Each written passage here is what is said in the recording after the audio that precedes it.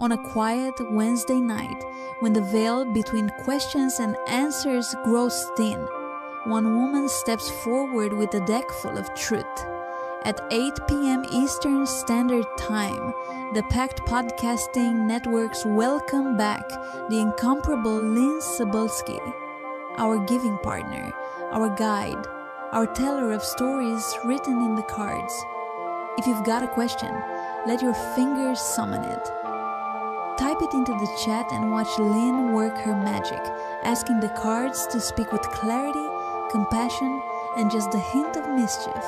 And if you want even more insight, you can find Lynn through Community Pay It Forward, where every reading helps support a mission you love. This Wednesday, step into the circle. The cards are waiting.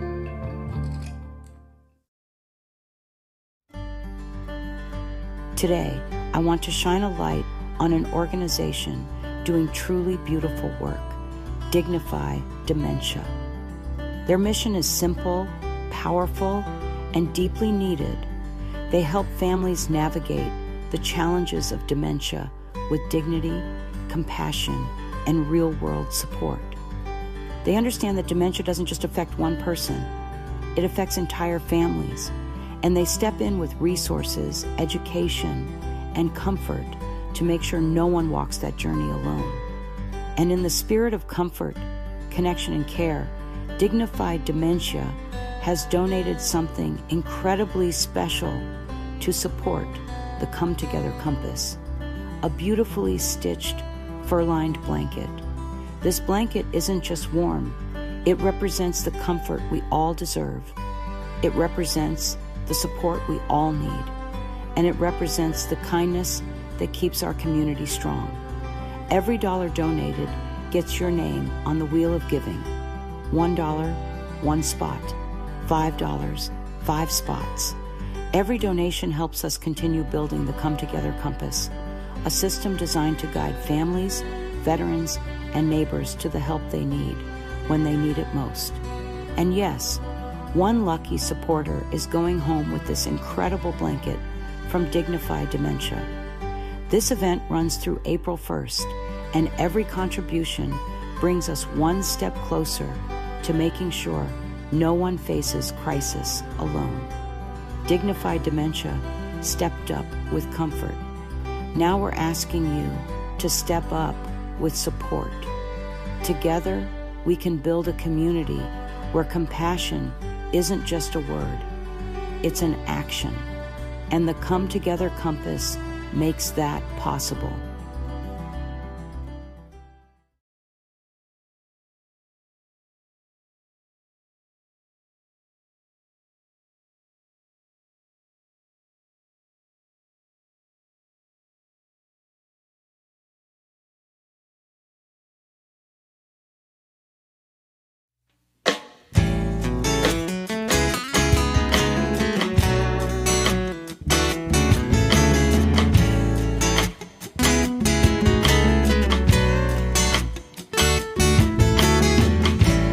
Born into a real fight wasn't right. Where can she dream here? Took a hold of her life, left at night, stepping out of her fear. Bring me home, out of love.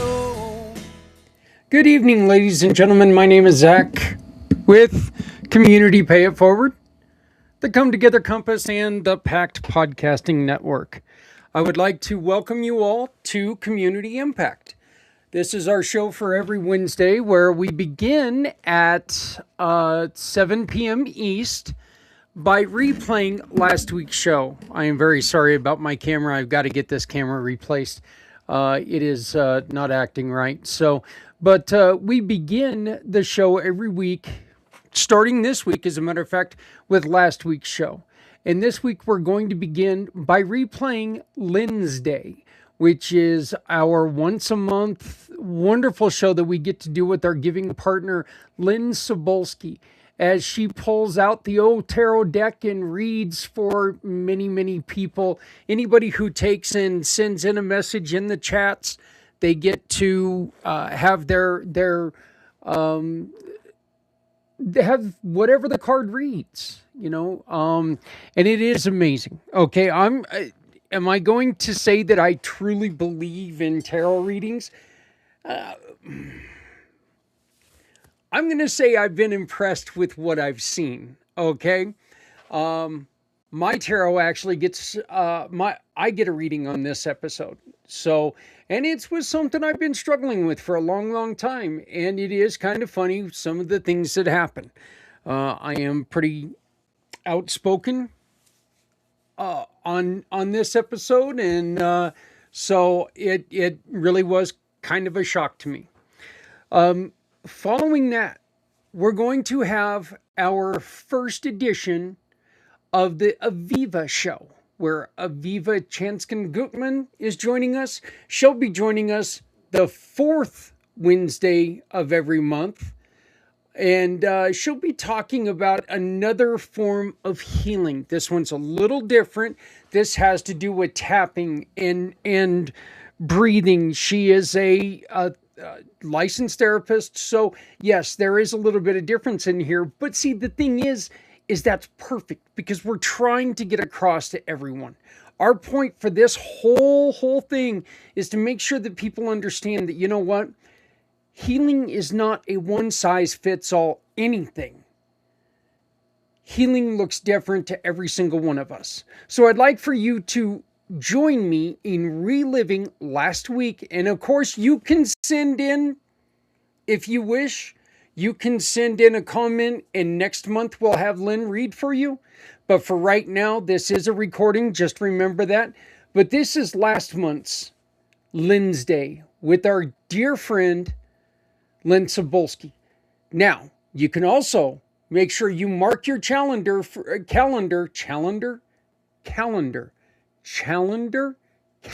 They're called calendars, but you can mark your calendar for Wednesday at 8 p.m. East, right here on this channel, and the third Wednesday of the month at 8 p.m. East. Let me see, that is going to be Wednesday the 15th. So you can join us on Wednesday the 15th at 8 p.m. East right here on the IMpACT channels, and you can get a live reading. All you have to do is come on and put in a question. Lynn will join us. If you are interested in having your story told, because that is what we are here to do. No, you do not have to be a member of Community Pay It Forward. We want you to be. We would love for you to be. But you don't have to be. But contact me at zach@communitypayitforward.us. Once again, that is zach@communitypayitforward.us. And you can get a hold of me and say, Zach, I'd love for you to interview me. I'd love to tell my story. I'd love to be heard. It's as simple as that. We do talk in our third interview, which is coming up in a little bit, with Jeff Pearson from Hydra with Hope. And we really talk about how important it is for you to make sure you tell that story. It is vital for other people to be able to hear your story, even if you think there's nothing to it. There's someone out there that your story, your struggles, your wins, your losses, it's going to have an effect on someone else. And it's hopefully going to be exactly what someone needs to help them out of the difficulty they're going through. So please get a hold of me at, there it is, zach@communitypayitforward.us, and let's talk. The QR code up in the corner is so you can be part of helping us build the Come Together Compass. We need your support. We desperately need the financial assistance. So any donation is gratefully appreciated. Just scan the QR code, and every time you donate $1, you get your name on the wheel of giving. You donate $5, you get your name on the giving wheel of giving 5 times. $10, 10 times. $20, 20 times. $100, 100 times. Of course, chances are better the more times you get. But you know what? The one thing I can guarantee you is that the chances that we're going to be able to do good with your donation, that's a guarantee. We need your help. Please donate today.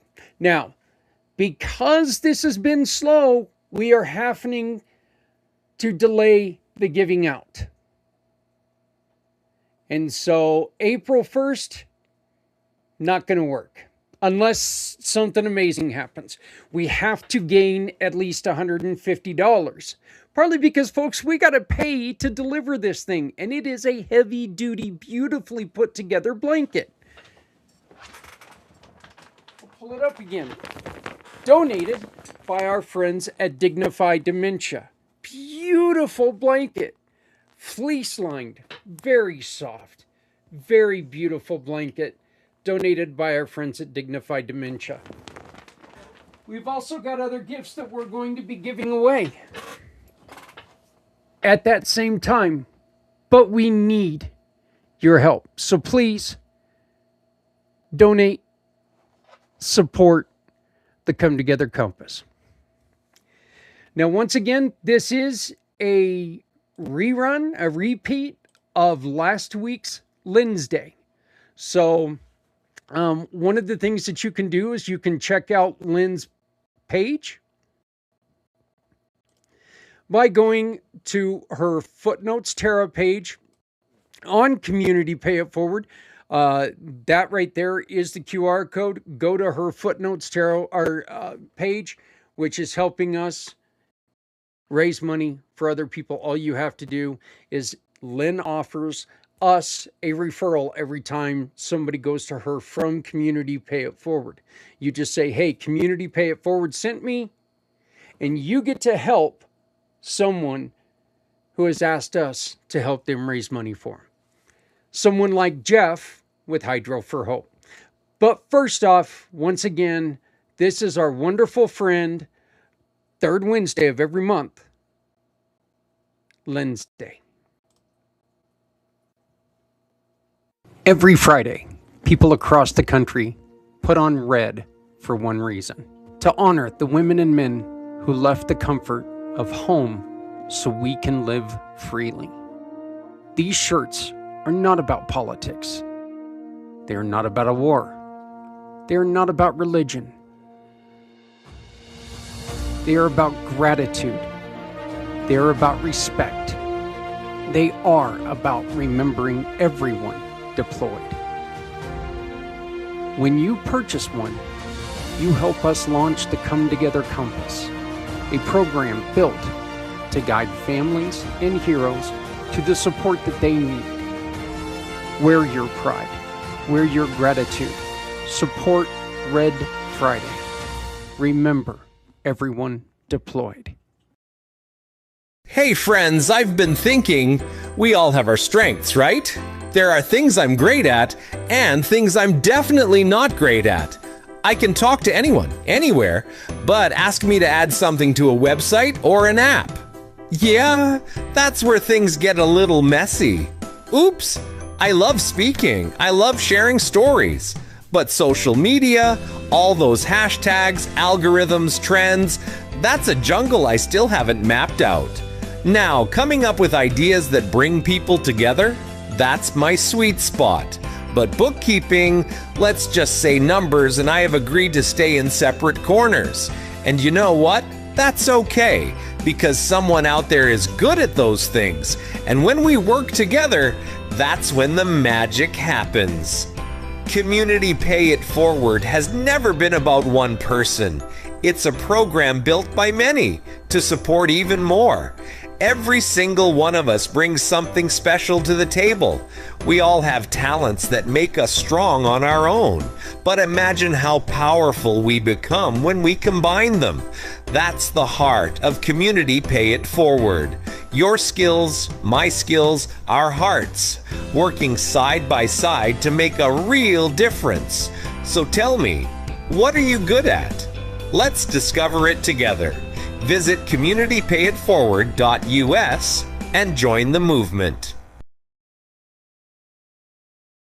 Hello world, my name is Z, or you can call me Mr. Z. I am a web developer and I am also a consultant at Z World Webs. My one goal is to develop custom websites that are specifically catered to your organization's needs. I completely understand that building a website is an exhilarating, exciting, and significant step in connecting with your audience. Your organization has Z potential to make a meaningful impact, whether it's supporting animal rights, advocating for equality, combating human trafficking, or honoring the brave individuals who have served our country.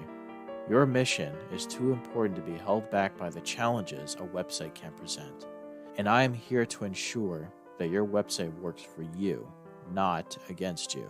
Whether it's maintaining, developing, or redeveloping a custom website that is specifically catered to your needs. And with that being said, I would be more than delighted to learn more about your organization and, of course, develop a website Z World is waiting for.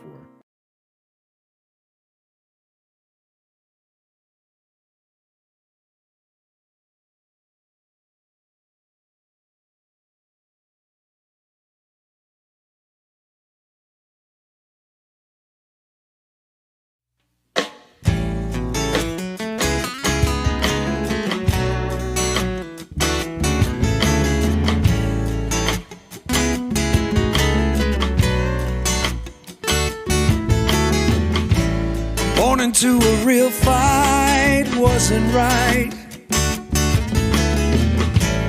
Where can she dream here? Took a hold of her life, left at night, stepping out of her fear. Bring me home, out of love. God, I get so excited every time I hear that song. I love that guy. If you're in northern Colorado, you're in Wyoming, southern Colorado, Kansas, somewhere, give me a call. Find out about hiring Theron to come and play your event. And just a special message to all of my friends. We lost another one of our really, really good friends this last week. As we get a little bit older, we understand that that's part of life. You know, people don't live forever, obviously. But in this group of people, you know, that were around for me right after my motorcycle accident, you know, we've lost quite a few people, and in a recent amount of time, and it's really sad. And I do want to tell people, you know what?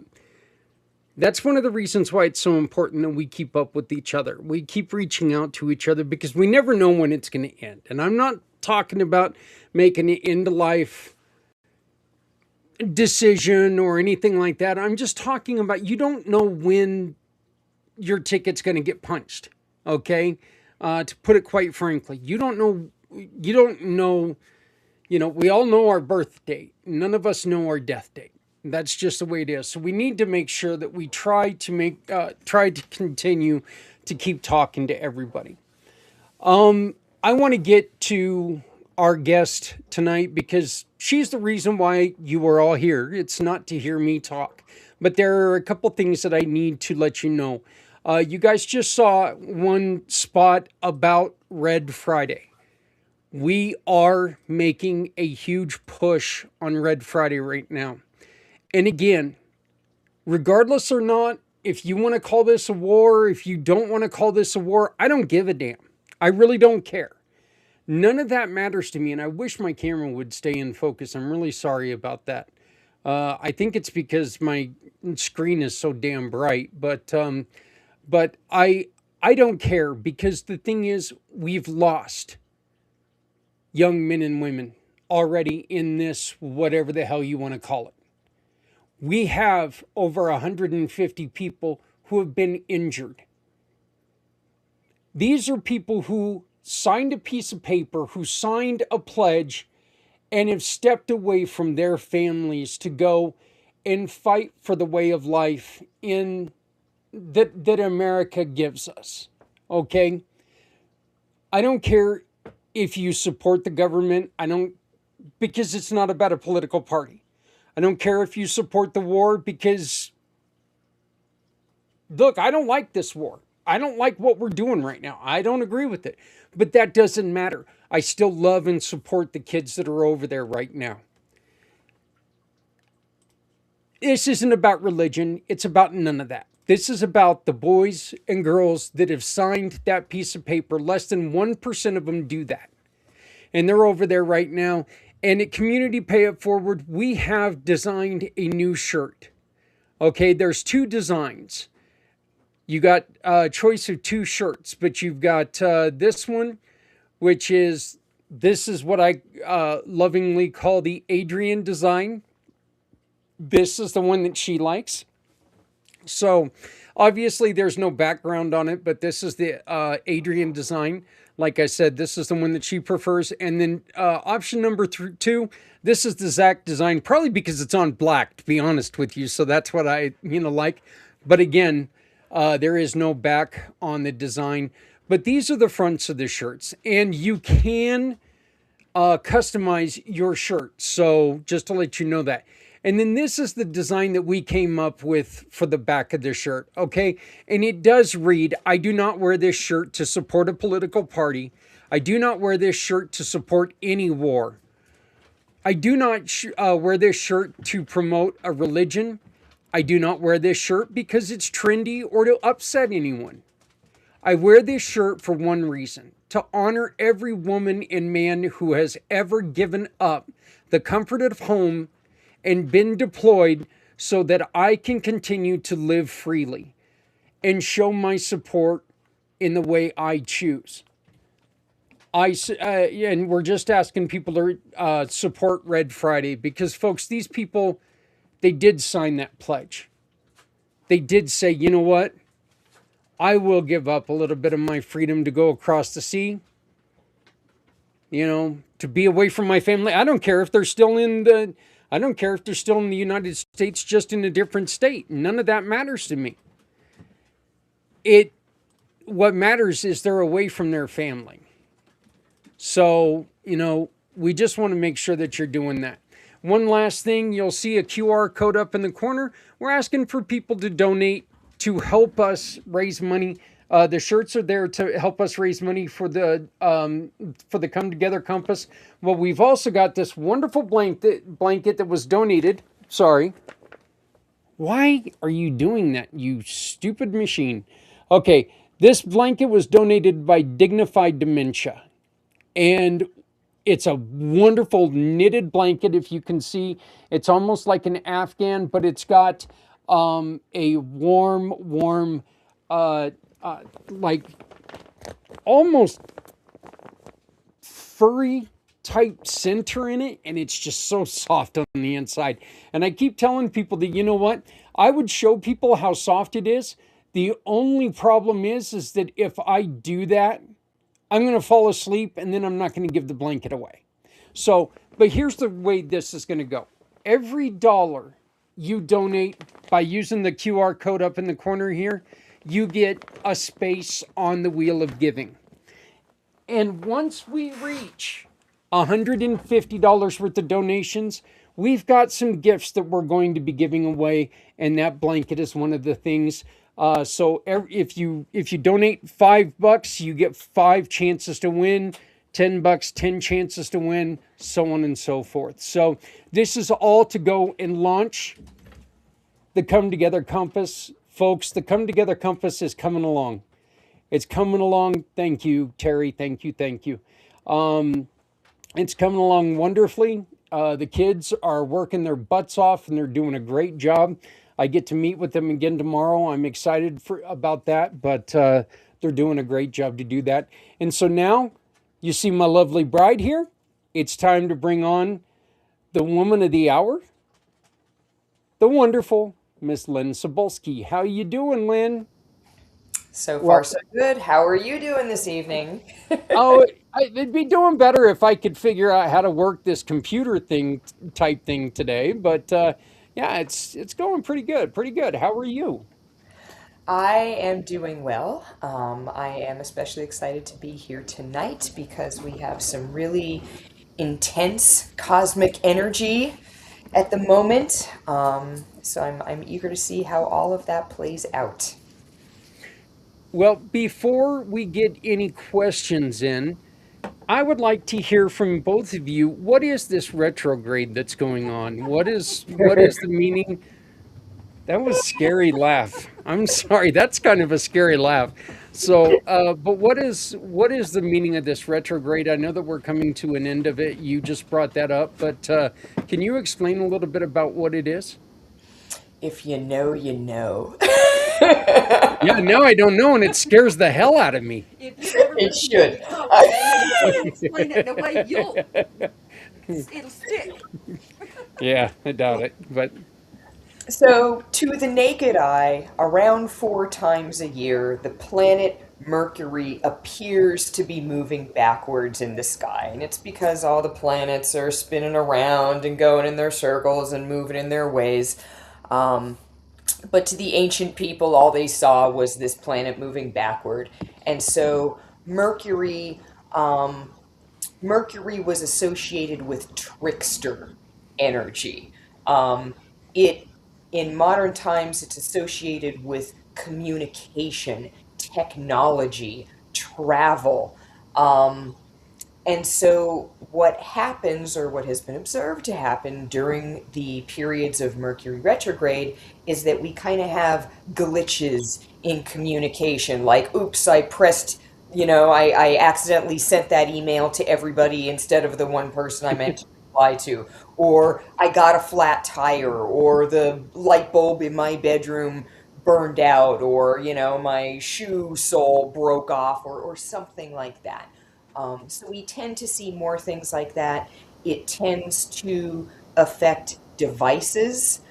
So your cell phones and your computers and things like that are especially sensitive.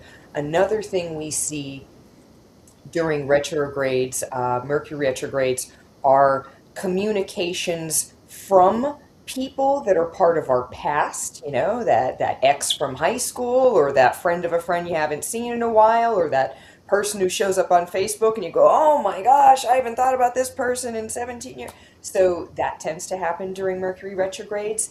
And also the returns of situations that it's time to kind of like wrap up and close and move on. So that happens 4 times a year. This first one typically happens around February or March, so right around the time that we're especially feeling winter doldrums, we usually get hit with also this Mercury retrograde. Um, and so those of us who see and feel those patterns in our lifetime, we watch for the Mercury retrograde. We try not to um, do new things on the retrograde. Supposedly, it's bad luck if you like start something during the retrograde. But if you're like taking a next step from something that's already been started, that's supposedly fine. So, all sorts of twists and nuances, but basically, it's a period of time where things can get glitchy, for good or bad, and to pay attention and expect the unexpected. And, when things show up, look at them in terms of how can I close this out and move on. did you want to add anything to that, or? No, apparently my low level explanation didn't stick. Did this one? Well, kind of. Did this have anything to do with? Obviously, this has a lot to do with the solstice and the same, like I don't want to say pagan rituals because it's not really paganistic rituals, but does this have to do with, pre-Christianity and just the way that we used to look at things like that? Obviously, it has to do with the moon cycles and everything. So, is this something that they used to use as ways to farm? Was there something that had to do with the farming patterns and stuff like that? I mean, all of these things developed together. There was a time where astrology was not a woo-woo thing. It was like woven in with, astrology, astronomy, any of the hard sciences. They were kind of, held together and used for everything from farming to, preparing for different, seasonal changes and celebrating holidays.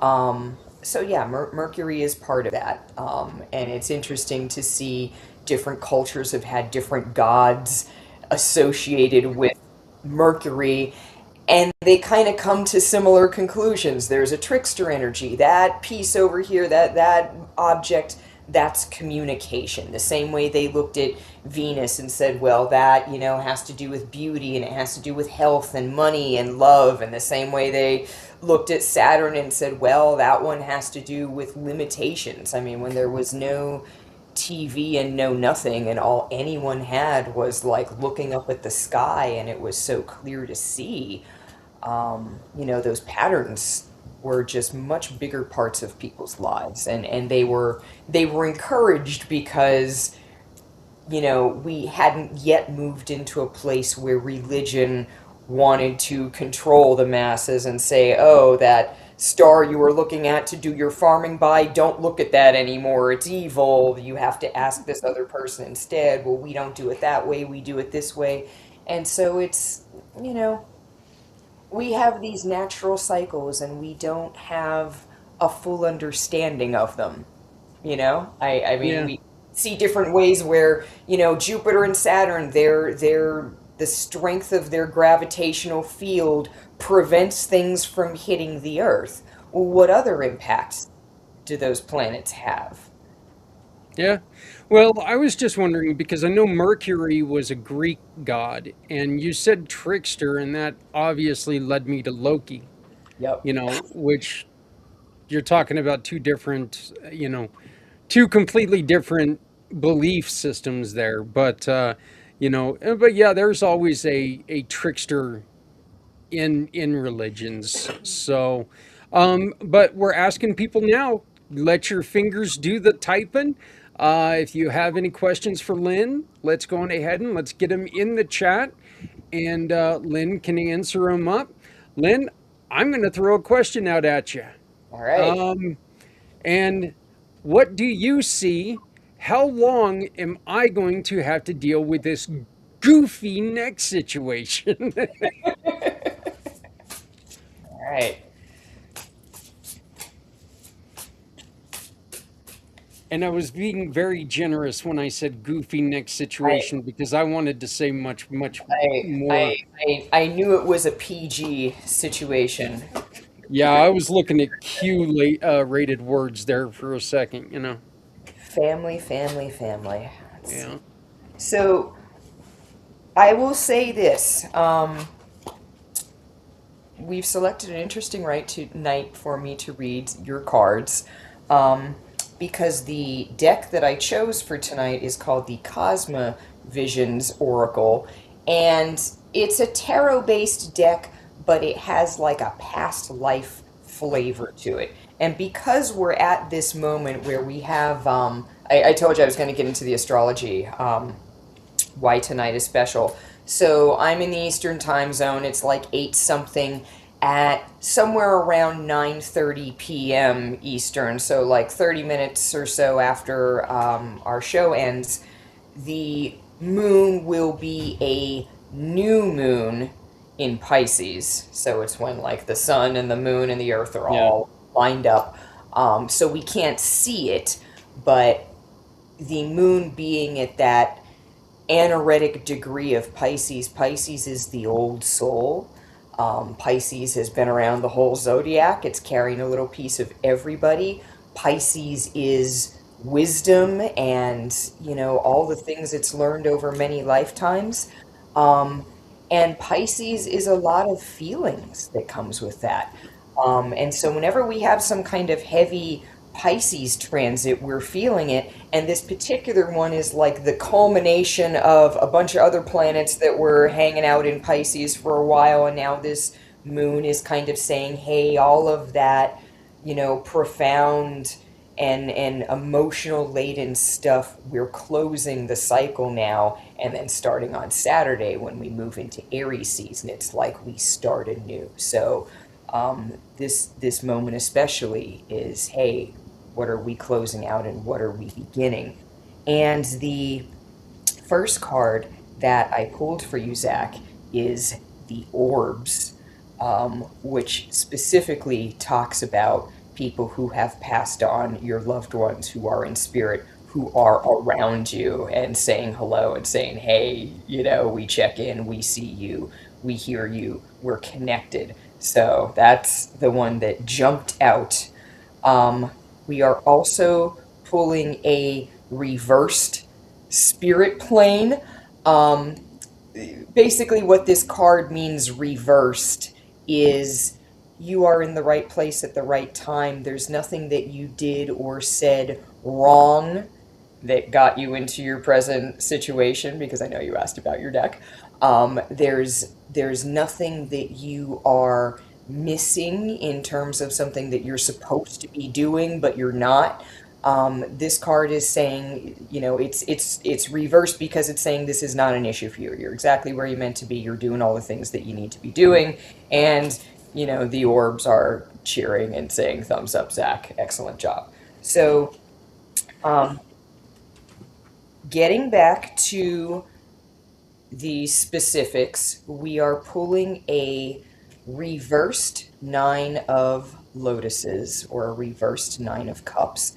And so what this is saying is that you can enter a place where there is a lot less drugs and or things that you would need to take for pain, for inflammation, things like that. This 9 of lotuses overturned is saying we are finished with a time where that was perhaps in excess. We are also pulling a reversed unknown card. So this is saying, hey, there are some questions and some areas where we didn't have answers before, and now we're going to have answers. I strongly feel that this card is connected to some sort of second opinion. And there's a 3 months coming out, meaning like if you get that second opinion, it might be from now, say 3 months before you get to see that person. And from that point forward, you are pulling a reversed 5 of embers, a reversed conflict card. What this reading is implying is that whoever this person is that you would speak to about a second opinion, they would fill in some blanks, and then you have some other specialists here who maybe have been giving conflicting advice or lack of advice because they don't really know what they're doing. And once you see this other person, you're going to have answers, and now everybody can get on the same page instead of trying to direct things from their own silo. So it's not giving me an exact, here is the date that everything will be amazing, but it is saying you're on your way to fewer drugs and medication management, definitely seeing some kind of second opinion, and then getting your team on the same page. And the fact that you have this, spirit support that's just jumped out immediately says you're not alone on your journey. Well, that would most definitely be nice, because I've admitted many, many times that I do have a struggle with dependency on pain pills. But when you've been in as much pain as I've been for as many years as I've been, and that of course makes it even worse because you built up a resistance to them. I did want to make one comment. Your 9 of Lotus cards, the way that you pulled that up, you know what I see when you pull up that card? Tell me. My MRI. that looks like an MRI of my neck. Do you Wow. see how it kind of goes around the Oh, back of the neck? yeah, I Yeah, do.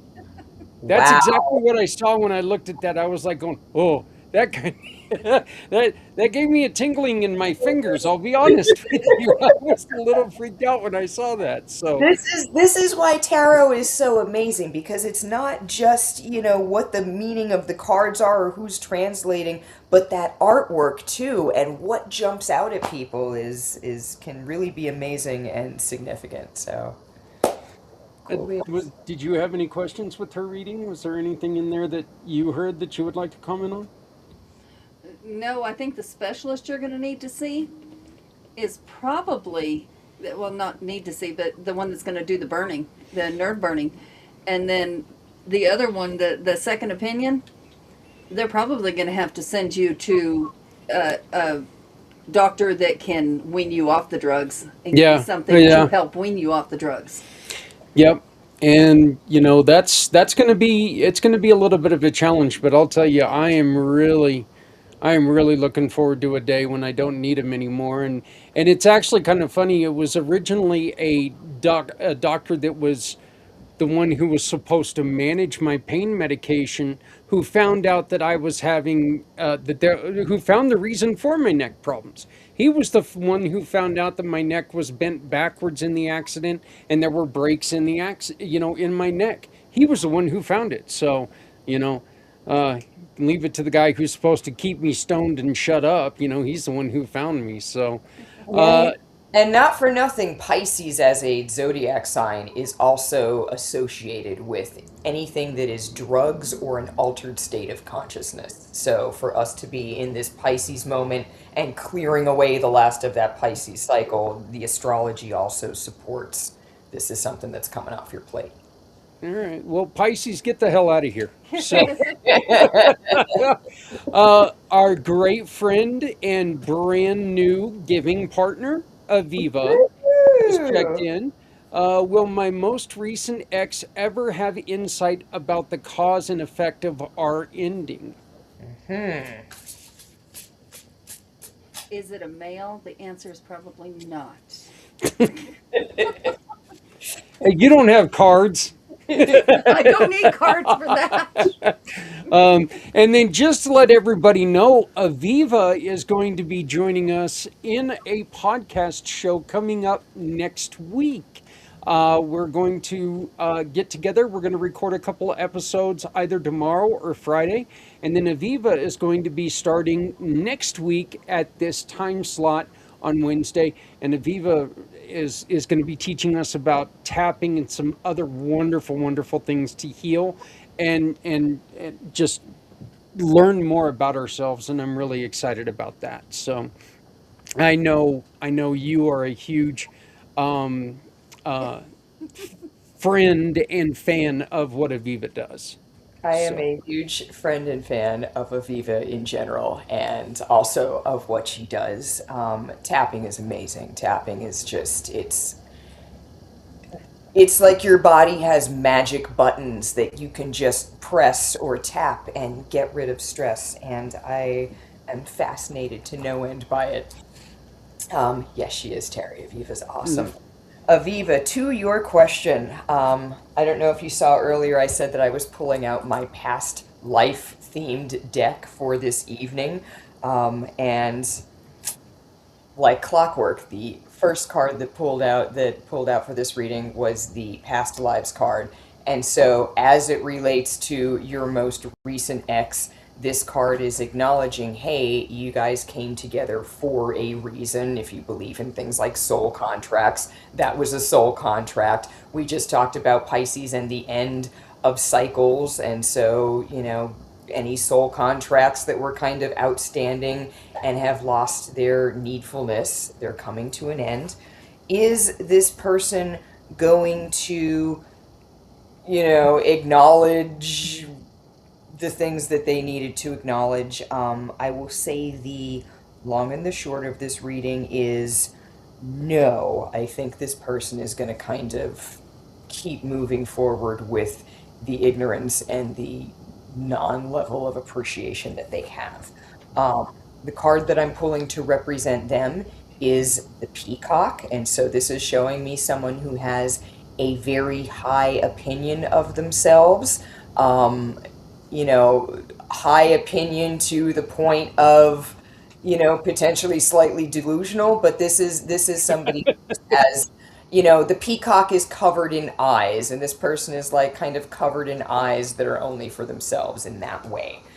You are being represented by the crow. You are the thing that they didn't necessarily see coming.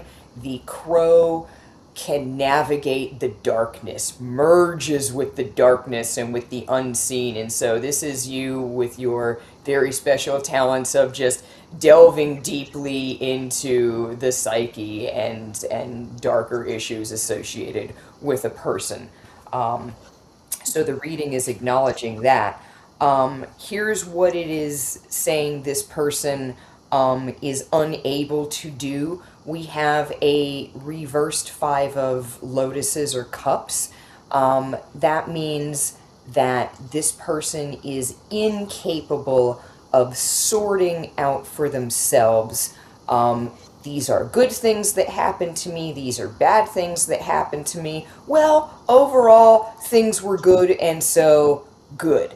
This person kind of focuses on the negative and can't get themselves out of that cycle. They don't have the capacity to put things in proportion.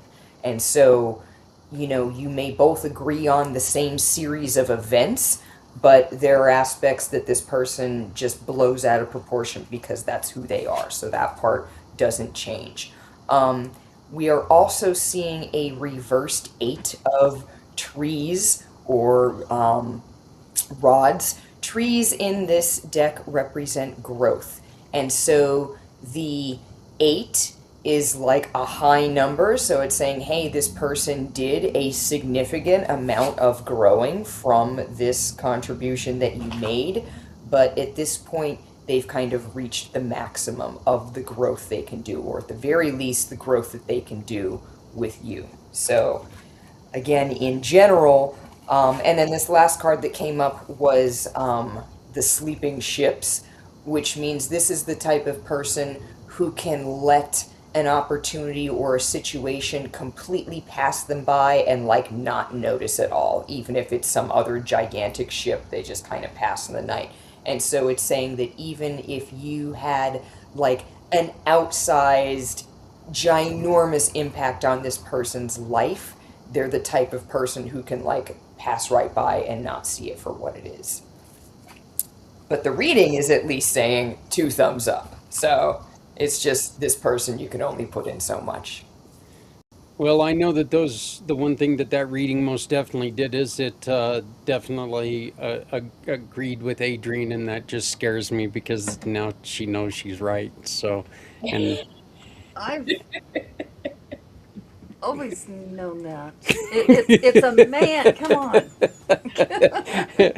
so I do like Aviva's reaction to the, you know, it's a good thing that her volume was down. That was really funny. I like that. So, yeah, we've got a great friend who's going to be in town tomorrow, right? Friday night. Tomorrow's Oh, Thursday. okay. Tomorrow is Thursday. Yeah. So, but Jeremy's coming out our way. The founder. You've met him before. Yeah, the founder of Things Network. So he's coming out our direction. He's going to be staying the night here. Yeah, I do too. But usually that's the skull. It's the dent in their skull. That's about as deep as they get sometimes. So, but yeah. So we're going to. We're going to be doing some stuff, and I know that we get to work with one of our favorite nonprofits here in town, and he's going to do something to honor somebody close to him, and we're really looking forward to that. So, but so Terry, you're with us. Do you have any questions, honey? Do you have any questions? No, not right now. No. No, okay. I don't know her or her situation. I was just making a smart ass comment. No, but if you have anything that you want to be read on, or No, but I do want to put input in. I did Yeah. get that job, Excellent. Wonderful. Congratulations. and it's a definitely a learning experience. Yeah, it's. I feel like I just started at that place. Yeah, and you've been there for 3 years now, haven't you? This is year 4. Oh, year 4. Okay. December will be 5. So, It yeah. would be interesting, Adrian, to see what year you're in, like numerology. Yeah. I forget how they do that, but like numerology.com. But I mean, it's something like you're adding, the letters of your name or something like that, and then it gives you whatever personal year you're in. I'm wondering, when you reconnected with me, when you searched me out on Facebook, was that, and she was stalking. That's what I'm trying to say. Oh yeah, that's Some call it stalking. Yeah. No, but was that Actually, I in was one of stalking the your brother. Oh, number that's one. just wrong. But was No. that during a retrograde? I Do don't you know. remember? I don't, but it was summer. I do know that it was summer, but our high school class came up, and so I started searching names, and his didn't come up, or no, his did, and I found you on his page, and I wasn't going to talk to him, so I had no need to talk to him. I just wanted to see what he looked like now. Hey, you know what? That's actually I'm really glad that we brought him up. A lot of you guys met Landon on the mission for Healthy Heroes. Landon is starting his second year as a firefighter. He's been deployed out to some of the fires we have here in Colorado. So please, please, please, everyone, he's my nephew. Please make sure that you keep everyone in your hearts. There's a lot of the world that's already on fire again. So if you go camping, if you're out there, come on, let's stop being so careless. I mean, yeah, fires are good every once in a while, but we need to take care of our world a little bit better, I think. So, but I know Landon is now in our state, and it's kind of funny. We told him, well, we wanted to see you again, but not like this. So I know he's excited to get out there. He's still so young and still so energetic, but boy, it scares me, knowing that being as close as we've been to forest fires before. So, but So let's do one that's a little more. I don't want to get too specific with it, but we'll let the cards read it, because we have one of the elders that is going through some health issues, and he's one of those that doesn't want to go to the hospital, and just kind of need direction on what to do with him. and apparently opening the door on the highway and kicking him out is not a good option. It's not a legal option, probably. Yeah, you're probably right there. Well, we just Neighbors I talk. have a hard time. I don't know. Maybe we need to go up and turn on the YouTube up on the TV up there so we can watch this. Well, let's wait to see what the reading is first. I mean, because if she's going to tell us, I'd just leave him alone. If he knows I'm going to hog tie him, he's going to be running anyway. So we probably shouldn't let him know that. I think he might still be a lot stronger than me at this point. Okay. So I have 6 cards that decided to come out and play.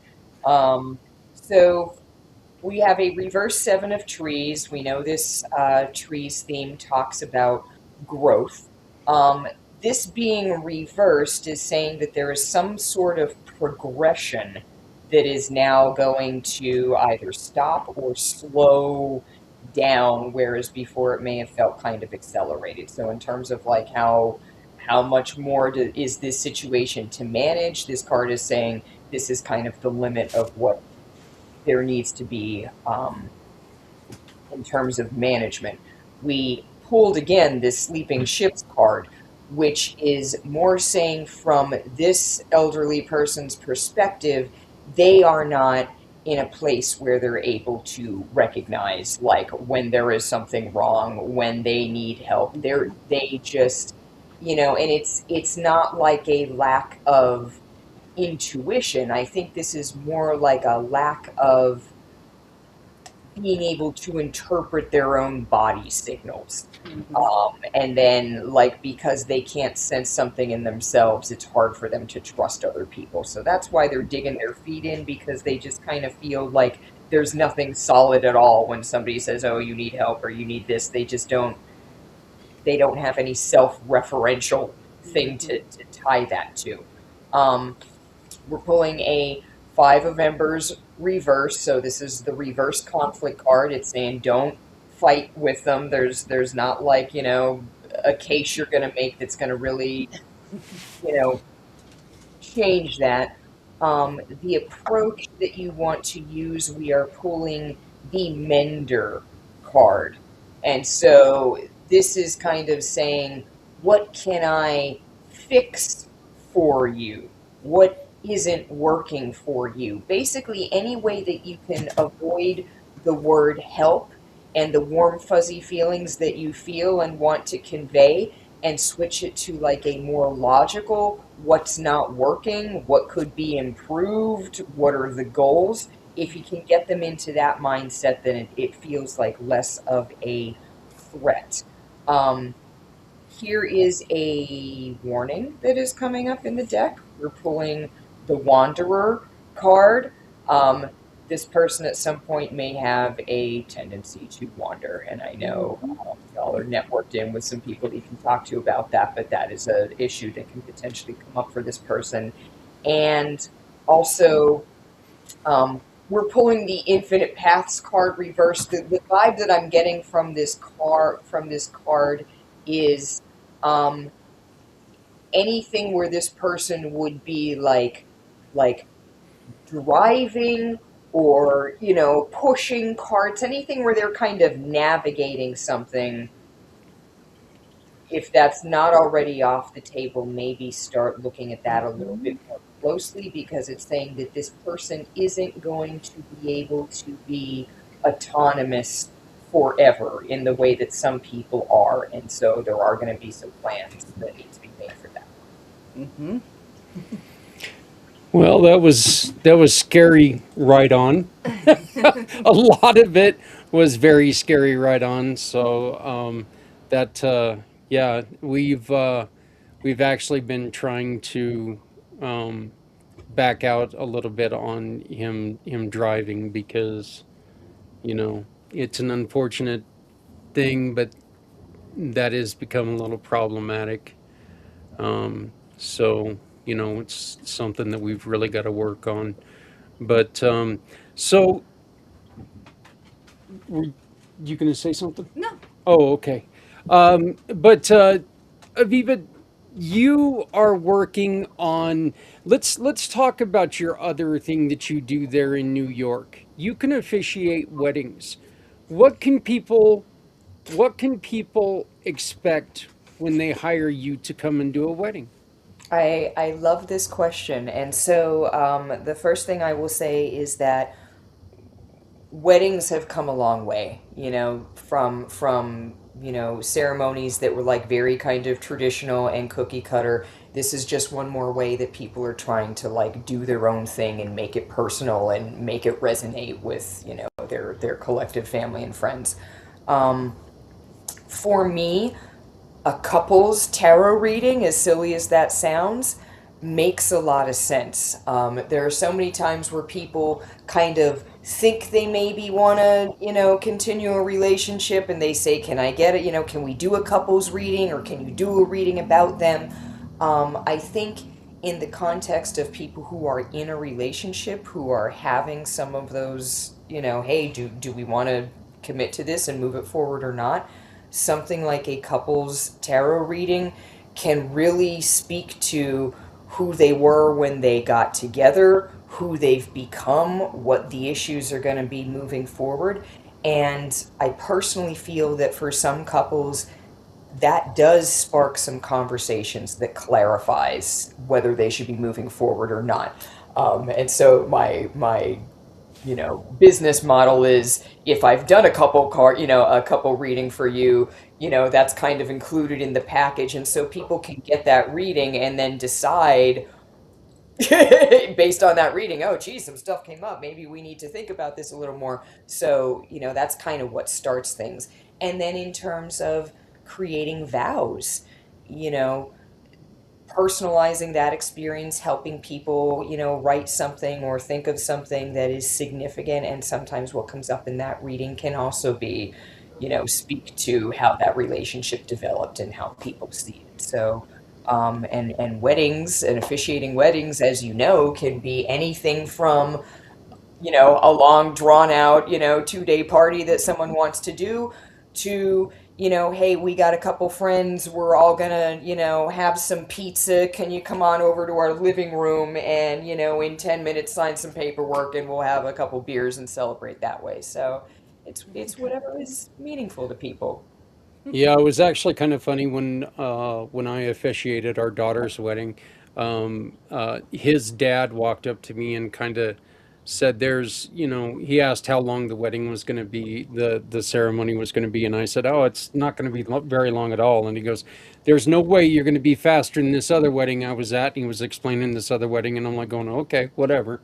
He came up to me afterwards and he goes, I cannot believe that you beat that other wedding. This was so quick, but it was beautiful. It was done beautifully. And I got a lot of compliments on it. And it is really kind of just a vibe thing. You get with the people and there's times the weddings are just, I think they're more of a pain in the butt than they are charming at times. If you, what's the old saying? The only thing worse than a Catholic wedding is a Catholic funeral. Or the other way around. Yeah, but those are awful.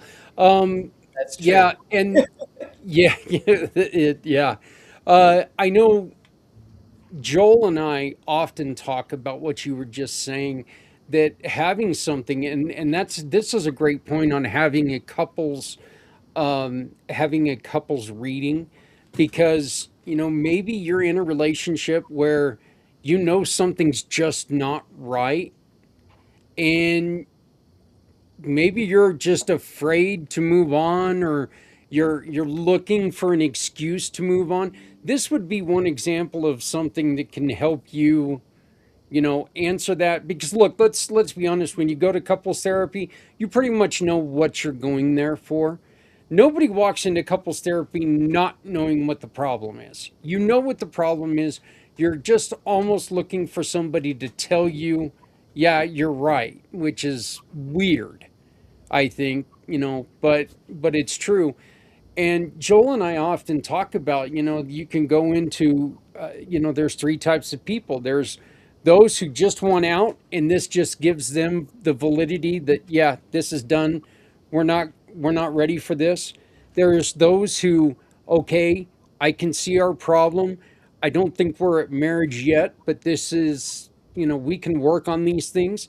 And those that have problems, but you know what, this is worth keeping trying. And I love the idea of throwing a little bit of the world of tarot into it.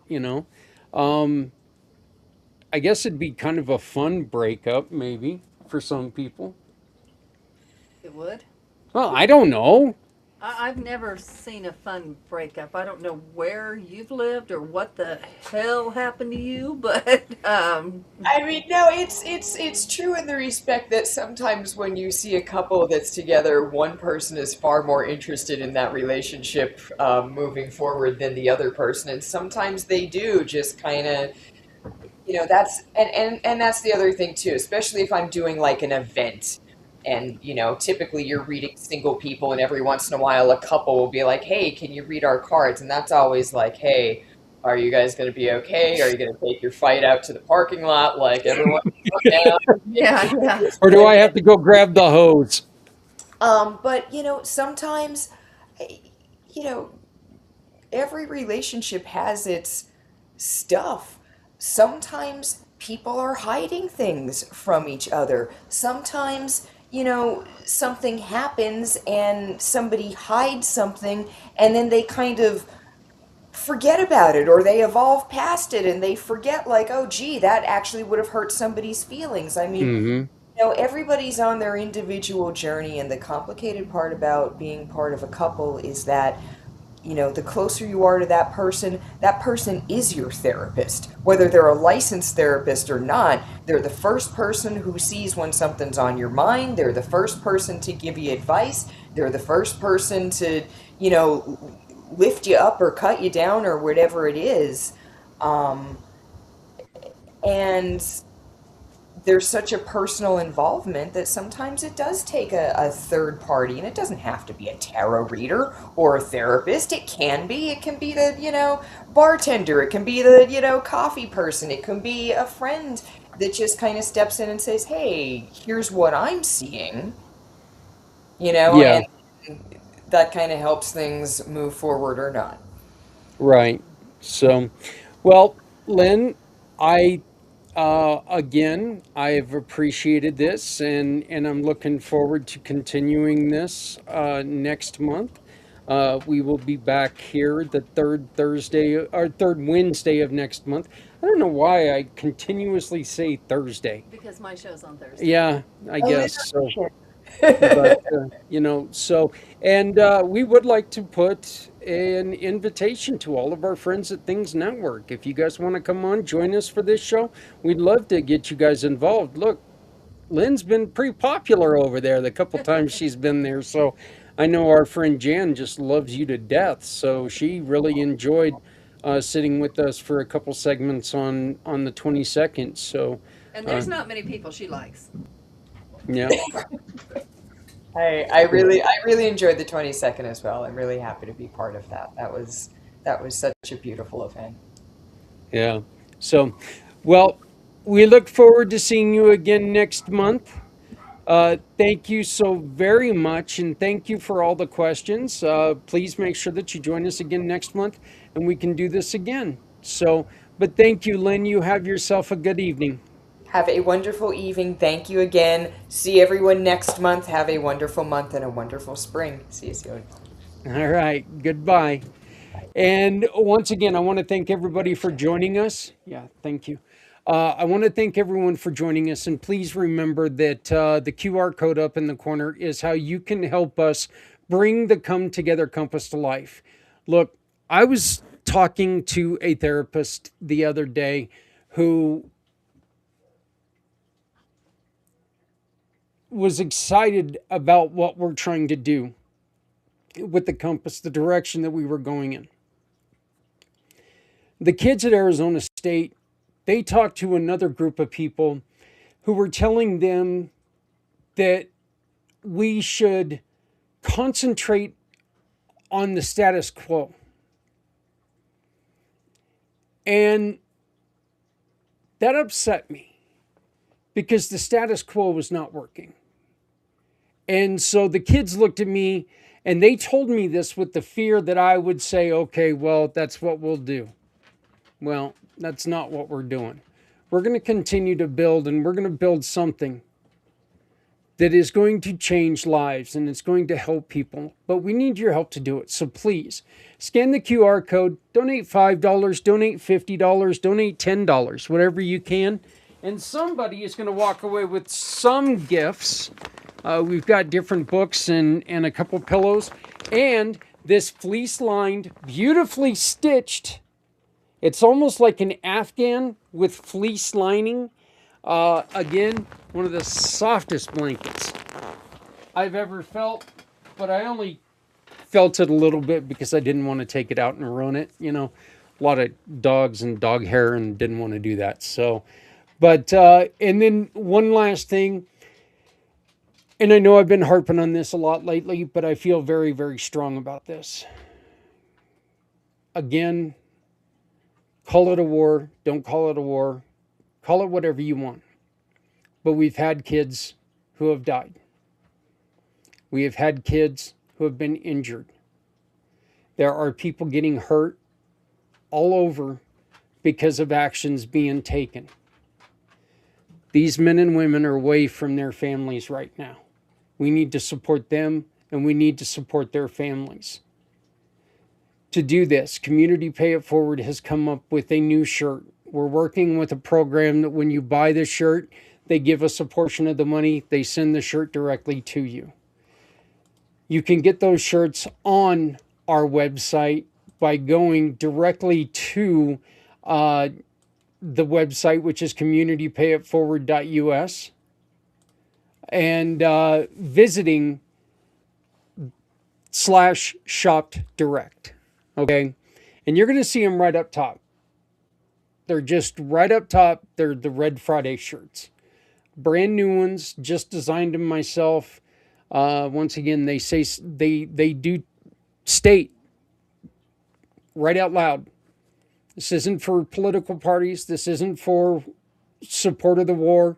This isn't for support of any religion. This is about honor, respect, and love for these 1% who have raised their hands and given an oath that could mean the end of their lives. And we need to support them. So please, please join us in celebrating and honoring our soldiers by wearing red this and every Friday.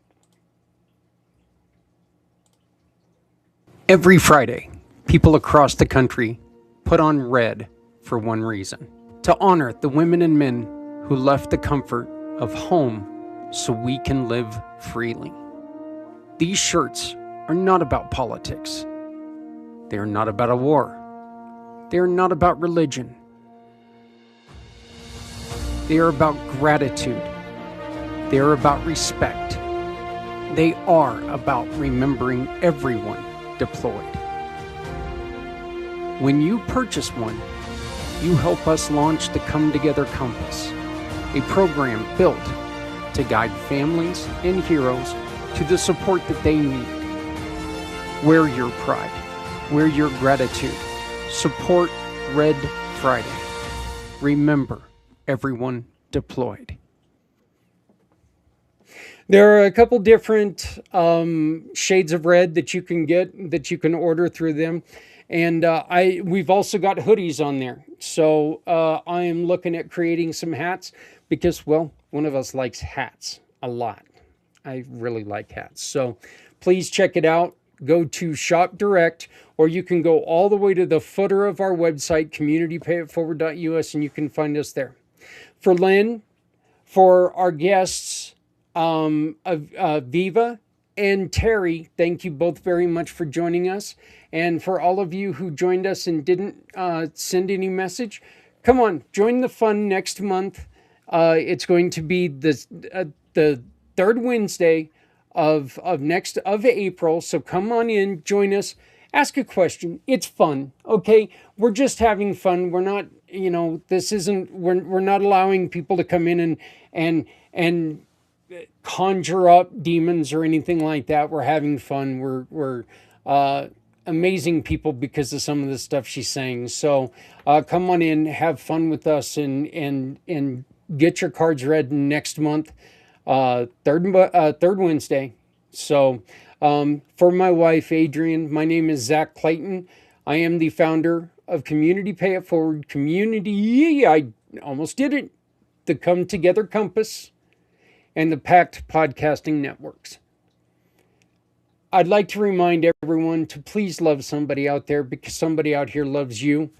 Remember, if you're not helping someone, you're hurting everyone. No one ever needs to go it alone when we all come together. We will see you next week. Okay, and now it is next week. Look at that. All we do is take and change screens, and it's automatically next week.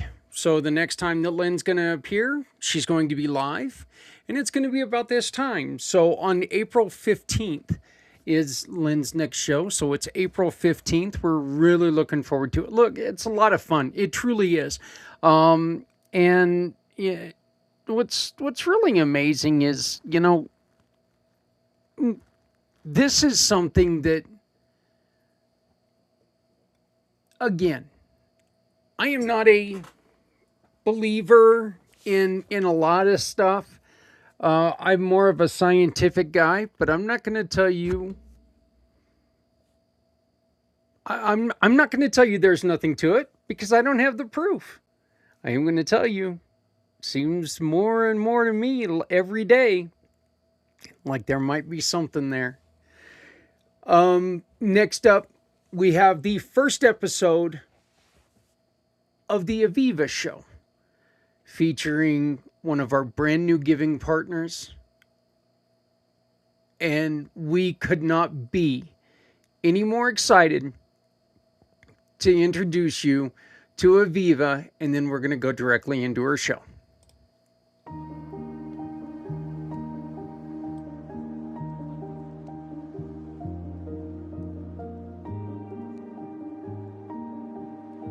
I started my business. I've been a social worker and helping people for decades.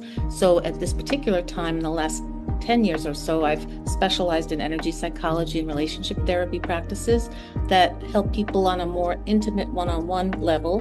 Previously, I did a lot of work in medical settings with medical home care, hospital care, end-of-life palliative care, dealing with chronic and new illnesses and having people cope more with a new identity that they have through not feeling the way they used to feel or having something new in their lives that they never previously had to deal with, and their caregivers and how they're affected by the individual having a change and an adjustment in their lives. It's a whole system that gets involved. So my whole trajectory of my career is about helping people, but in the last decade I've specialized more in the one-on-one intimacy I can have with the sessions I have with people and the teaching experience that is just a wonderful part of what I do that I enjoy very much and people are very receptive to. My business is a combination in my title of energy psychology and relationship therapy. That's the overall umbrella title of what I do currently in my practice. But I am a social worker, a licensed social worker. I am in the state of New York, although I can do workshops and educational pieces through the internet and in person across different boundaries because they are teaching experiences. But in all these experiences, I teach the same skills of relationship connection and also self-care and reduction of stress through the different modalities I use, such as tapping, emotional freedom techniques. Imago relationship therapy is about partners and relationship being able to feel more connected. And there's a model of that called Safe Conversations, where I teach people in other settings and other situations how to have connecting conversations with each other where they can completely hear each other, understand each other well, have empathy and vulnerability in their connection, which really does help people understand each other better.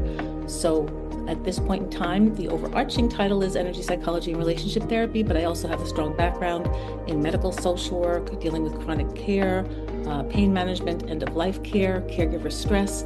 I also deal a lot with the special needs populations, children growing up with special needs and their caregivers and systems that are involved in that. So there's a lot of areas that I can assist with, and I look forward to working with everybody through the Community Pay It Forward program. My work is headed more toward education, not only education, but the way that people most benefit from what I do and help them with is through learning. And the learning experience is very often in person. I do that here in New York State. However, I can also do online workshops. I'm networking very much in the last half a year to have organizations understand that wellness programs and human resource departments can access the tools that I teach for self-care and stress reduction. So where my work is headed is in more education, the public arena more, to be more available to people, more people who need the help, to be more aware of it. And I continue to have my private practice as a way that people can have their own separate sessions with me, but I really enjoy the working in the public arena and with teaching people online as well, because what happens is each person spreads it to someone else, whether it's through telling someone else the skill set that I'm teaching them or through the improved relationships they have, the improved self-concept, the more relaxed nervous systems that they experience from my work. assisting them with the tools that they need for that. So that's where it's headed, is to be growing more and exposed to more people.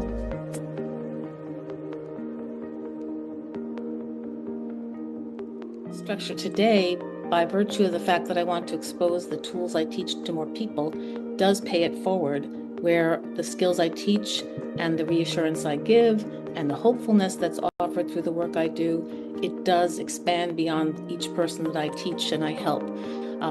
In relationship therapy, imago therapy that I practice and I'm certified in, one of the themes is that we each improved relationship we have helps that person we've improved our relationship with spread more health to the next relationship and the next relationship. And the same thing happens with the energy psychology tools. Once someone feels more capable of self-care, self-regulation, they are also able to interact with other people and teach them or tell them about how something like my energy psychology practices can help them, and there's hopefulness involved, and hope is a very special quality that there's not enough of right now in the world, especially with people that look for assistance and can't find it. They really are looking for something that's hopeful and optimistic. And although you do deal with things that are painful and difficult in any kind of work that is self-examining, you are also helping yourself get through that pain and difficulty to a place where you're better able to handle it. If it continues to be difficult, you feel less alone, you have skill sets that you didn't realize you have, and your concept about yourself also improves. And it just around you, your circumstances, your environment, people in your life all benefit from all of that.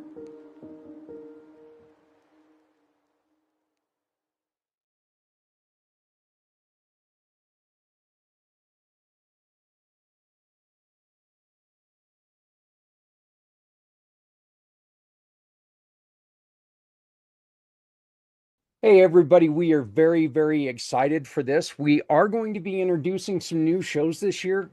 Extremely excited about that. And one of these new shows is with our good friend and our brand new partner in the Giving Partner program, which means anytime that you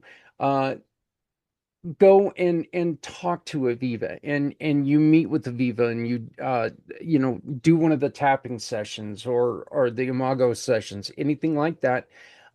If you send us a copy of the bill of sale, she's going to donate to somebody in need that's asked us for help. So it's a way that you can not only just take care of yourself, but you can take care of others. And this is the best way we found it to do good, is if we can just take everyday business and turn that into a way where we can help others. What's the harm in that? No extra money. But I am thrilled to introduce everyone to our brand new host, Aviva Guttman. How are you doing today? I'm doing very well, Zach. Thank you so much for this opportunity. You know what? You and I have been talking about this for a little bit, and then we, of course, the week that we want to record, we've got people cooking weird foods and doctors giving weird new information and everything. So it really was kind of a weird week to get this done, but I am very, very glad that we're getting started. Aviva, before we get started, I would like you to take a couple minutes and please explain to people exactly what you are, how this started in your life, and just explain all of the things that you're able to offer to people. Okay. I am a licensed and trained social worker, master's of social work. In my state of New York, I hold a licensed social work credential, and I also have some certifications that are helpful for certain modalities. I'm certified in Imago relationship therapy, which is a modality of helping people in relationship, not just couples, but anybody in close relationship, trying to have a more connected experience to understand each other more fully. And it's all designed on really partners being present for each other. It not only applies to intimate relationships, family relationships, work relationships, but it has an expanded version called Safe Conversations that I'm also trained in, that you can use in work settings, human resource settings, community organizations. So I am certified in that. And I'm also certified in what we're going to discuss on the podcast, emotional freedom techniques, which is also known as tapping. in pop culture language. And that is a modality that helps with de-escalating stress in the nervous system and also our immediate response to stress and danger and to traumatic memories. And it's a self-care option that's available to people that can either be independent of doing other methods of taking medication, or it can be in conjunction with, if you're on a regime that helps you with your medical or pain or other condition. You can also use tapping as a way to downregulate when you're feeling stressed and tense and escalated. So those are my modalities currently. I'm also a practitioner of logosynthesis. That's another modality in energy psychology that helps unfreeze blocked energy. And that's a very broad term or expression of what that is about. But like EFT, we're working with the life energy system. And most of the things that upset us in our experiences are things we've kept. And technically, we've kept it frozen in our system, which is not just in our mind as a thought. It's about how we've taken it into our body, our energetic system, how we handle something that seems similar when it comes up again. So logosynthesis is through the use of words to request that energy we've taken that doesn't belong to us, we no longer keep, or energy we've given away, we take it back. And it's very much about balance and unfreezing frozen blocks and obstacles. So those are the current modalities I work with, plus, of course, engagement and talking with people, teaching classes. And through my history of social work, I've worked in medical home care, medical hospital care, hospice, palliative care, end-of-life care. I also do a lot of work with special needs caregivers. I myself am a parent of one special needs adult, among other children that I have. So I do a lot of using my life to enhance my work and using my work to enhance my life and to also help systems develop programs related to support for caregivers and things like that. So in a nutshell, which is almost impossible to fit it all in, that's sort of what I do in a nutshell, which is impossible again, but it's touching upon the areas I can help people with. So thank you for asking that. And I think I can help in your community because so many people have at least something related to what I just said involved in their experience. Well, I would say that nobody's ever going to define you in one box. You know, I mean, there's definitely enough information and different practices there that nobody's ever going to put you in a box. So, you mentioned, and we will get back to everything in a minute, but just a second ago, you did mention the tapping. And this is the way I'd like to approach this question, that if we take ourselves back to like the 1800s, back in the Old West, and if you were good to go and try to discuss with an old-fashioned cowboy about tapping, he would look at you like you were a witch.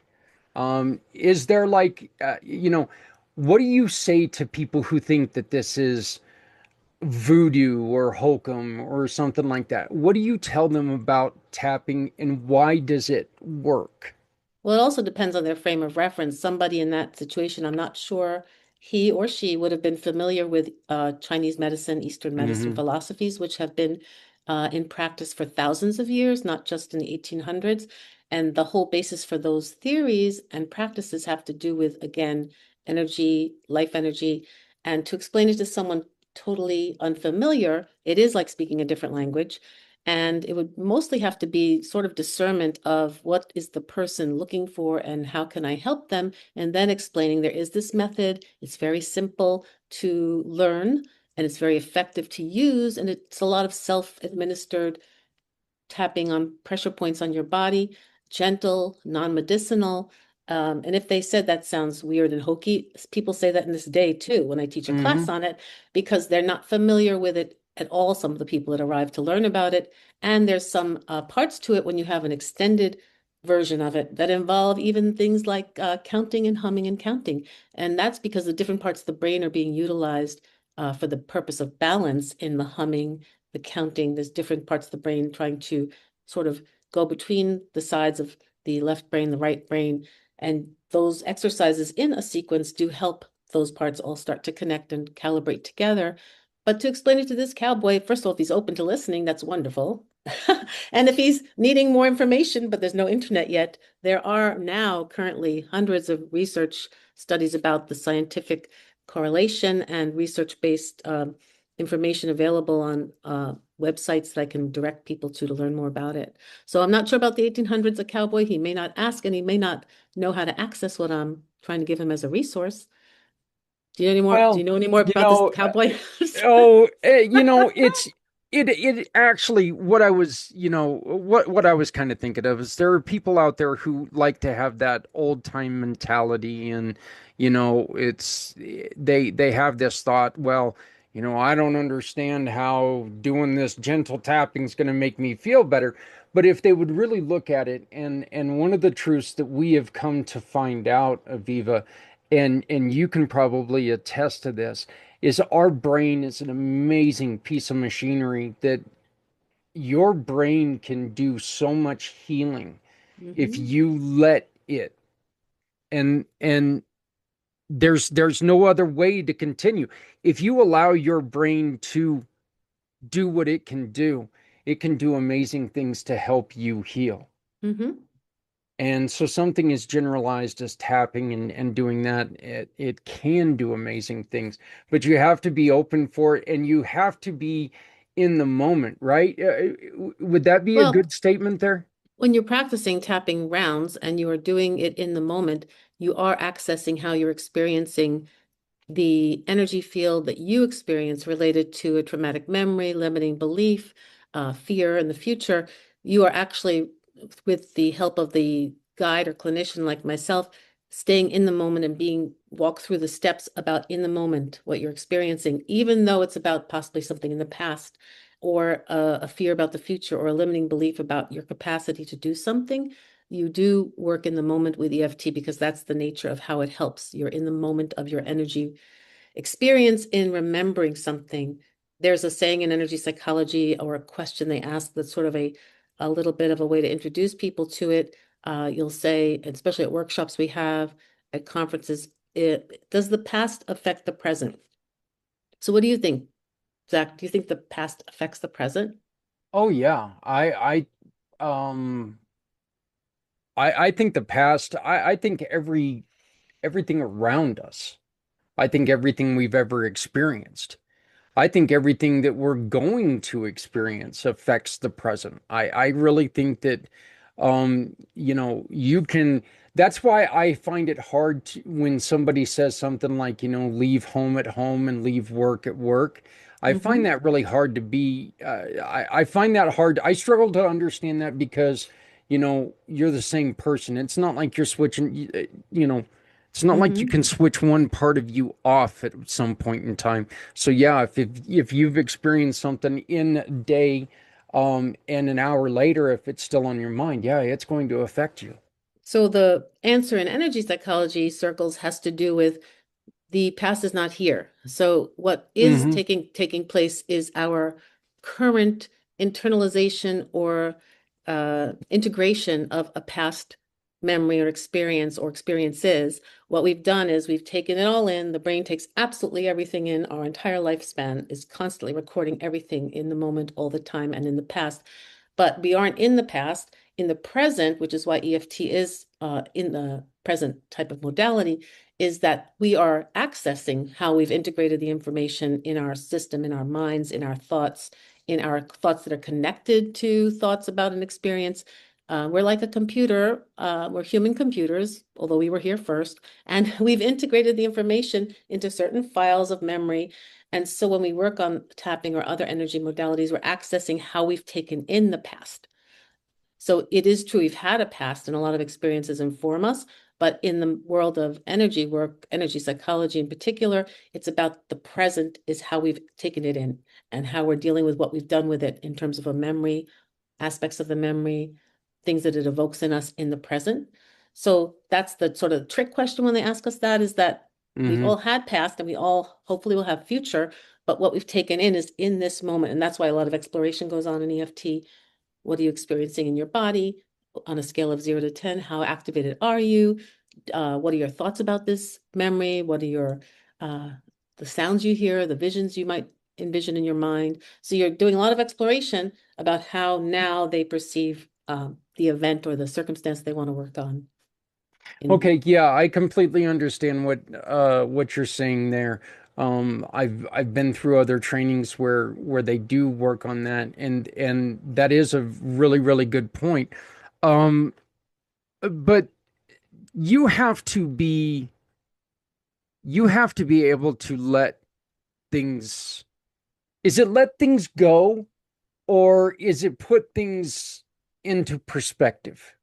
In terms of what you work on in Yeah, energy work? in terms of in terms of what we were just talking about. I had something that happened to me in the past. Do I need to let that go, or do I need to put it into perspective?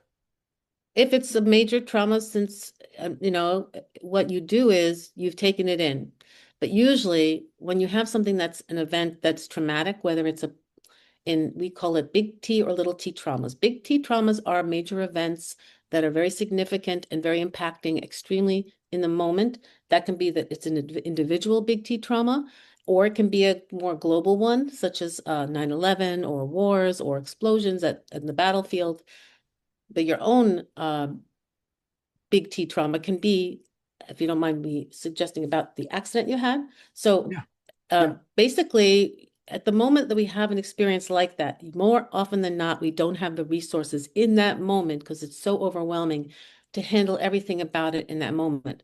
So what happens is our very intelligent systems take it in, keep it somewhere and file it away as it's horrible, it's terrible, I'm frightened, I'm overwhelmed, but I can't handle it in this moment. So I'm putting it somewhere. And that's in your system. It's a very esoteric concept in your system, but it's the mind, body, spirit system of what all of us have. We keep the information. So over time, you can process how severe that trauma was by experiences like EFT, where you explore it gently, but you ask about parts of it. You break it down. So as you break it down into sequences of small parts of the memory or the experience, you're able to deal with each small increment. And as you deal with each one, you're helping to, well, usually the concept is of a larger, the iceberg above the water. As you take away the bottom parts that are supporting the iceberg, it'll go lower, lower, lower. It's just this idea of breaking it down into smaller pieces, dealing with each small piece. And so what happens is you don't have to forget it. You have taken it and reconfigured it into what it means for you. It doesn't have to be as activating, as upsetting, as frightening, or causing aversion to other things, meaning an aversion to maybe driving or an aversion to something else, moving a certain way because it hurts. You learn to, your system's also learning, I've already dealt with that portion of it, that portion of it, that portion of it. So you don't have to forget it and go forward without dealing with it, because you can't really do that. People try to do that, but that's where it ends up with something that's trying to numb the experience, whether it's chemically based or distraction based.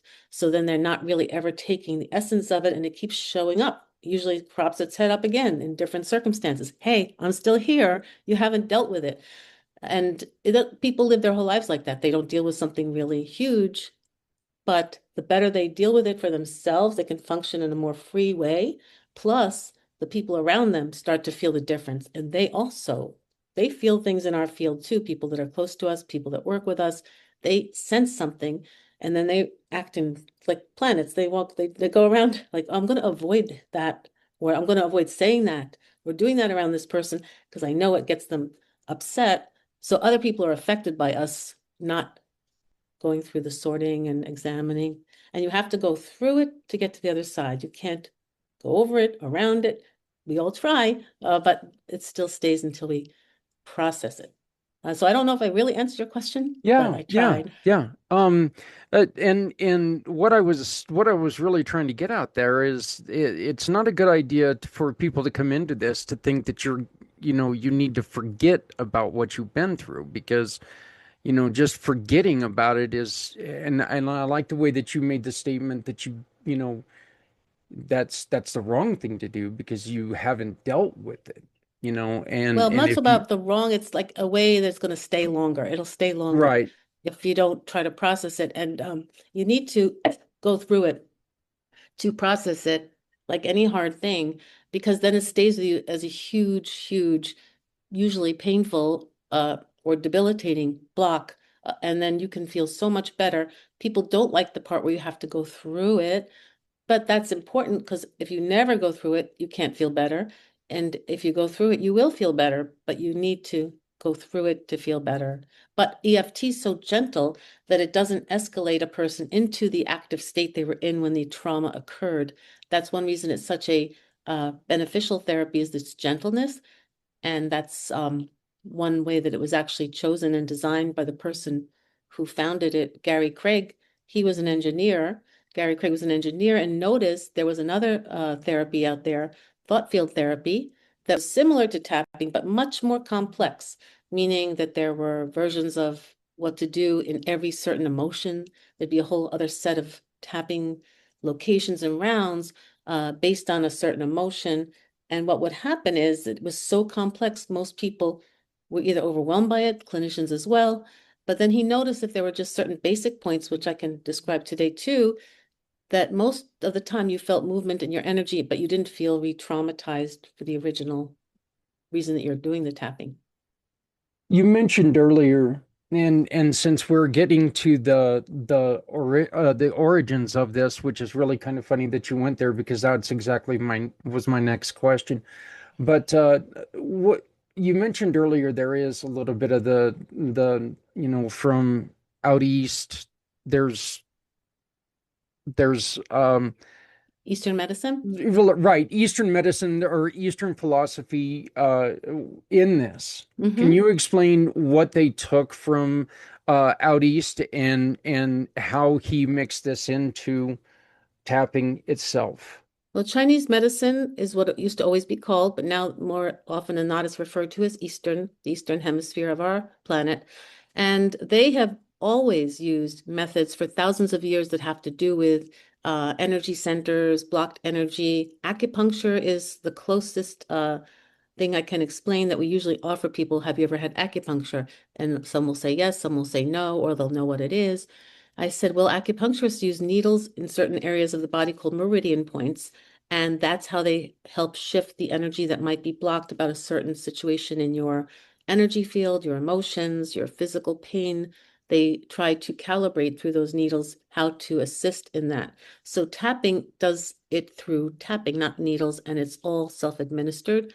And the meridian points that have been specified for the basic recipe and also an extended recipe of what to tap on are always touching every meridian in the body through the parts they're touching. So even though an acupuncturist does very refined points, through the meridian points that we do in the general recipe or the basic recipe and extended recipe, we're usually reaching most points in the body. And so that was how it translated into Western culture more, but Roger Callahan, who did the thought field therapy, he had a very complex system, which is fine. Some people really like the specificity of a certain tapping sequence, works for a certain emotional state. But when Gary Craig realized, because he had an engineer's mind, and he recently passed a few months ago, but he was the founder of EFT, he just realized, oh, the same changes are possible, but with a streamlined approach of where to tap. So that's how it sort of funneled into what we do now in emotional freedom techniques. Okay. And can you go on ahead and maybe share with us some examples of some tapping? Sure. Well, first, I know you're going to, I put there a chart of the basic recipe of tapping. The reason it's called basic, it's because it's from the waist up points. There are certain extended points that I can also show on a future, episode that involve, if you're more escalated and more in need of more extensive movement of the energy, there are some other points that involve the humming, counting, humming, etc., and finger touching points and eye movements. So what I will do now is just say the basic points. So they're very simple, and we use our fingertips. So the first point, I'm not sure if the chart specifies top of head, but there is a top of head point. Meridian points are what we're touching, and meridian points are the energy center points on the surface of our skin that help release through our systems the blocked energy. So we'll start with the top of the head. We use 3 fingers so that we make sure we touch the meridian on our bodies. And so people often ask, how long should they tap? On average, when they're beginning, I'd say 5 to 7 times. It's self-intuitive when you start to know the process that you want to stay on a certain point as long as you want. The next area is the inner brow, where the brows meet the nose. But on the very end of that, And do we focus in that area, Aviva? Do we focus on like the eyeball itself or up on the bone inside the just, well, eyebrow? the eyebrow one is just the end of the eyebrow. Okay. The side of eye is next. The side of eye is a tricky point because some people think it's the temple, especially when they do it virtually, but Right. it's the side of eye where one finger is sort of in the soft area of the corner of the eye, not poking your eye, but touching it a little bit. And then the other finger is on the bone that's the corner of the eye. So it's a gentle side of eye, corner of eye point. The next one is under the nose, which is easy to find because we have that crevice under our nose. So under the nose. And then this point is under the bottom lip, but it's called the chin point, even though the chin's here, it's called the chin point. And then there's 2 points that are the chest points. Excuse me, you find them by finding this round area of the bones ending. About 1 inch diagonally down is a soft indentation area. That's called the chest points. Because they're 2, you do both sides if you can. Eventually, people can tap with one side only while they're doing something else with their other hand, like taking notes for themselves. But for now, it's good to learn.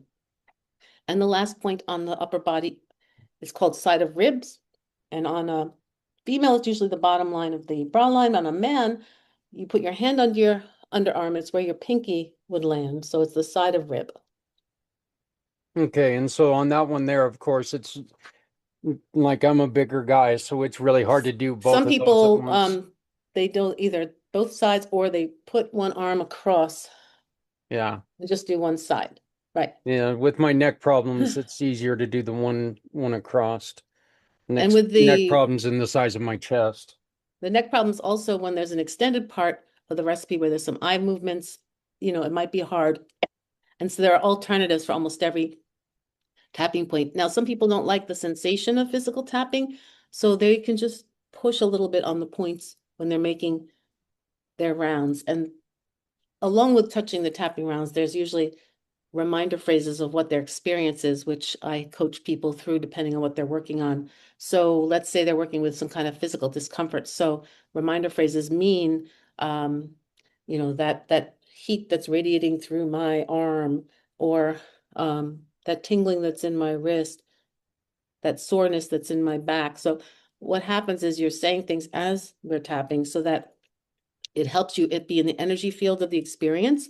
And that's one reason that it's approaching the energy from different angles. The physical release through the meridian tapping, the awareness of symptoms or aspects of what you're going through, so that you're totally in dual awareness, and that helps reconfigure what you're trying to work on.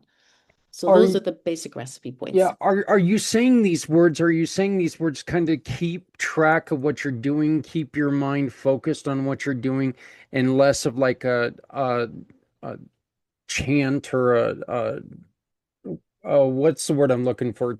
Mantra? Mantra. Yeah. Is it more of just making It's sure you're doing awareness. what you're doing? It's Yeah. about awareness. See, before you do all the tapping rounds, there's something called the setup statement, which is also on that chart, the side of hand. On that chart, it might say karate chop point, but it's side of hand. And that's said before all the tapping takes place. And that point really helps with the discernment of what you're going to work on, whether you're saying it verbally or your system is just knowing that it's in a certain state. It can help just focus the mind and the body on, we're working on this. And when I say you don't have to say anything, very often if we're highly anxious right in the moment, we may not even want to talk out loud. We just may want to tap. Mm-hmm. So the first time I ever realized how helpful this was at a traffic light that was not changing at all, and people were behaving badly about the lights not changing in all 4 parts of the intersection. So I just took a moment to just did some tapping about my escalated tension so that I could be a safer driver in that circumstance. But I didn't have to say out loud, even though people are behaving badly and the light's not changing and I have impatience about getting where I'm going. My system knew that, and your system knows everything. It's a very vast intelligence of what's going on. But the reason phrases help when you do this clinically is you're really breaking down parts of something in the memories, the parts of memories. But in the moment, like I think we're trying to help your community understand is accessible to them at any time. You don't have to speak about what you're going through. If you feel dysregulated, which means you feel off center in any way, it can mean that you're feeling frightened, anxious, tearful, grief-stricken, scared. Even though frightened and scared sound similar, they have nuances to them to people about what the differences are. Then you just know, your body knows how to help you start to calm down. And the reason that's so important is when your nervous system is not in fight, flight, or freeze mode, you have more access to ways that you can go more slowly, how you can problem solve, how you can look at it a different way. The system is very intelligent. You want to help it not be in that alert state, because the alert state blinds us, because what it's trying to do is preserve us from danger. So of course it shuts down our thinking brain, and it shuts down the sense of calm because adrenaline is pumping. But once we start to let our body know you're safe and I need to calm down to function, then all the other parts start to show up. Okay, these are very, very gentle taps. These are not, you're not trying to put an abundance of pressure anywhere, but there is a possibility of something going wrong. And what should people be looking for if something's not feeling right? What are some of the things that one should do, and what are some of the things that they need to look out for? Meaning when they're tapping? Yes. Yeah. Well, some people don't like the sensation of tapping. They find it too stimulating for their skin or their nervous system as well. So you just encourage, there are options. There's options of just touching the points gently. Mhm. And there's also options of imagining touching the points. And this is recommended at times by people that either don't want to do the tapping in a visible way, or they just aren't feeling like they just want to do all the touching and tapping. So I have my own personal example of needing a blood pressure reading to be a little lower, wanting it to be because my doctor was very critical, which of course made it even up. Yeah. I said, can you just give me a minute or two? Luckily, he allowed for that and talked about something else. And then I did an internal visualization of tapping. And in that visualization of tapping, I also intended, I want to bring my pressure down. My pressure's not as high as he's saying. I hope my reading goes down. And so 10 minutes later, when he took it again, it had gone down significantly. And he said, well, what did you just do? And I tried to explain, and this also answers your question about how to explain to people that don't understand. And he was a modern doctor, but he was trained in Western medicine, allopathic care, where everything is usually treated, usually, not always. They're becoming more open to other complementary ways of helping yourself. But medicine or losing the weight or, and more exercise, but not self-regulation. So I tried to explain it. He really didn't understand what I meant, but he said, if it worked for you, that's wonderful. So, and that was a small bit of opening up to it, but not significant. Although that's over 10 years ago, I know there's more discussion in programs about complementary care, like massages and exercise and yoga and EFT and other modalities that are sort of not technically giving a pill, but they also take into account reducing your stress, going slower, Tai Chi and all those. Go slower, go slower. Slower is the big operative word here about most stress. And yeah, that really comes back to the conversation we've been having for the last couple of weeks on many of my shows, that everything right now is go go go go go, and that's just not good for you at all. You've got to slow down, and you've got to take action when it comes to your own health, and so anything slower is going to and you're going to be able to breathe through stuff. Breathing is so important in this, correct?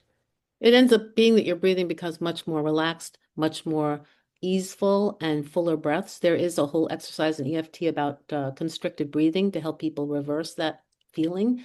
But in general, it's important to keep in mind with energy work, because energy is finite, but it changes forms. That's the way energy is understood. So if you keep push, excuse me, you're taking away the reserves. There are no reserves left. So if you're always going fast and pushing, you're going to end up crashing because there's nothing left. Your battery.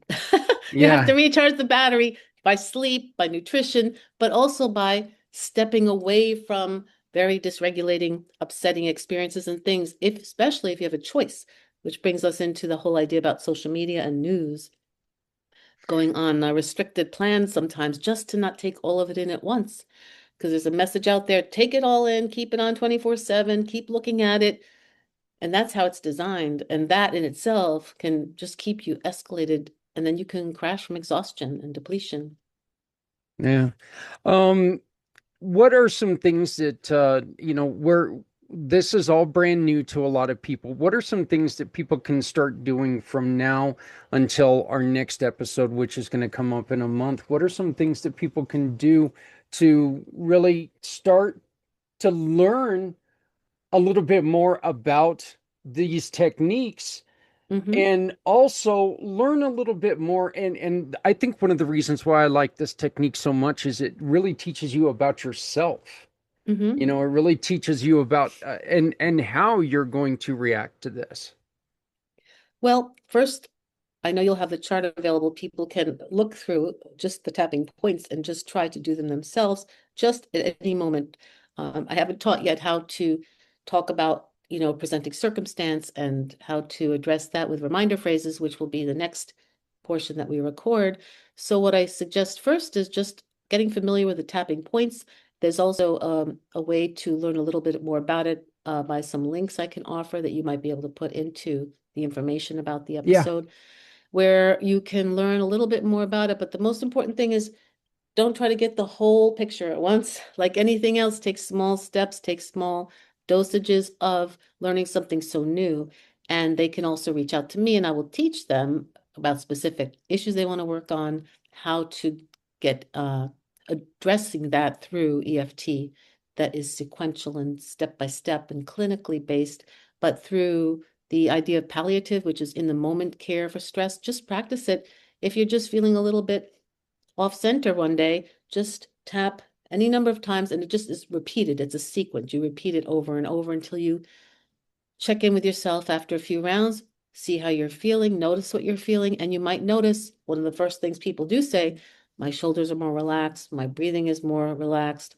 I'm feeling a little bit drowsy sometimes, but that means you've let down that nervous system bracing. Yes, that's part of energy movement, is you're going to not be as tense. Yeah. You did mention reach out to you, Aviva. How do people get a hold of you? They can reach me through my website, which is my name, www.avivachanskiguttman, no spaces.com.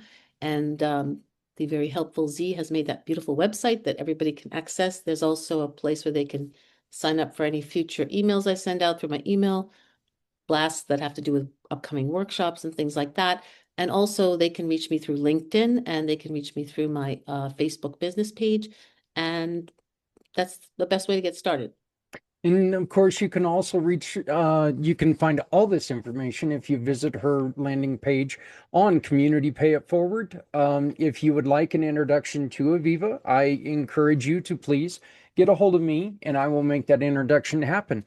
Aviva, before we end this first recording, and I know we went a little bit longer than we were planning on it, but that is quite okay. You heard something last week on our show with Lynn on Lynn's Day when we were discussing relationships, and you being a licensed imago therapist, imago therapist, you wanted to say something about that. Can you? Yeah, sure. I wanted to clarify because I know it was totally in humor and banter discussion about what a traditional couples therapy session would be like. And there was some inference about, which happens a lot in couples therapy, is that they try to get the therapist to take a side or make a decision about who's bad, who's right, who's wrong.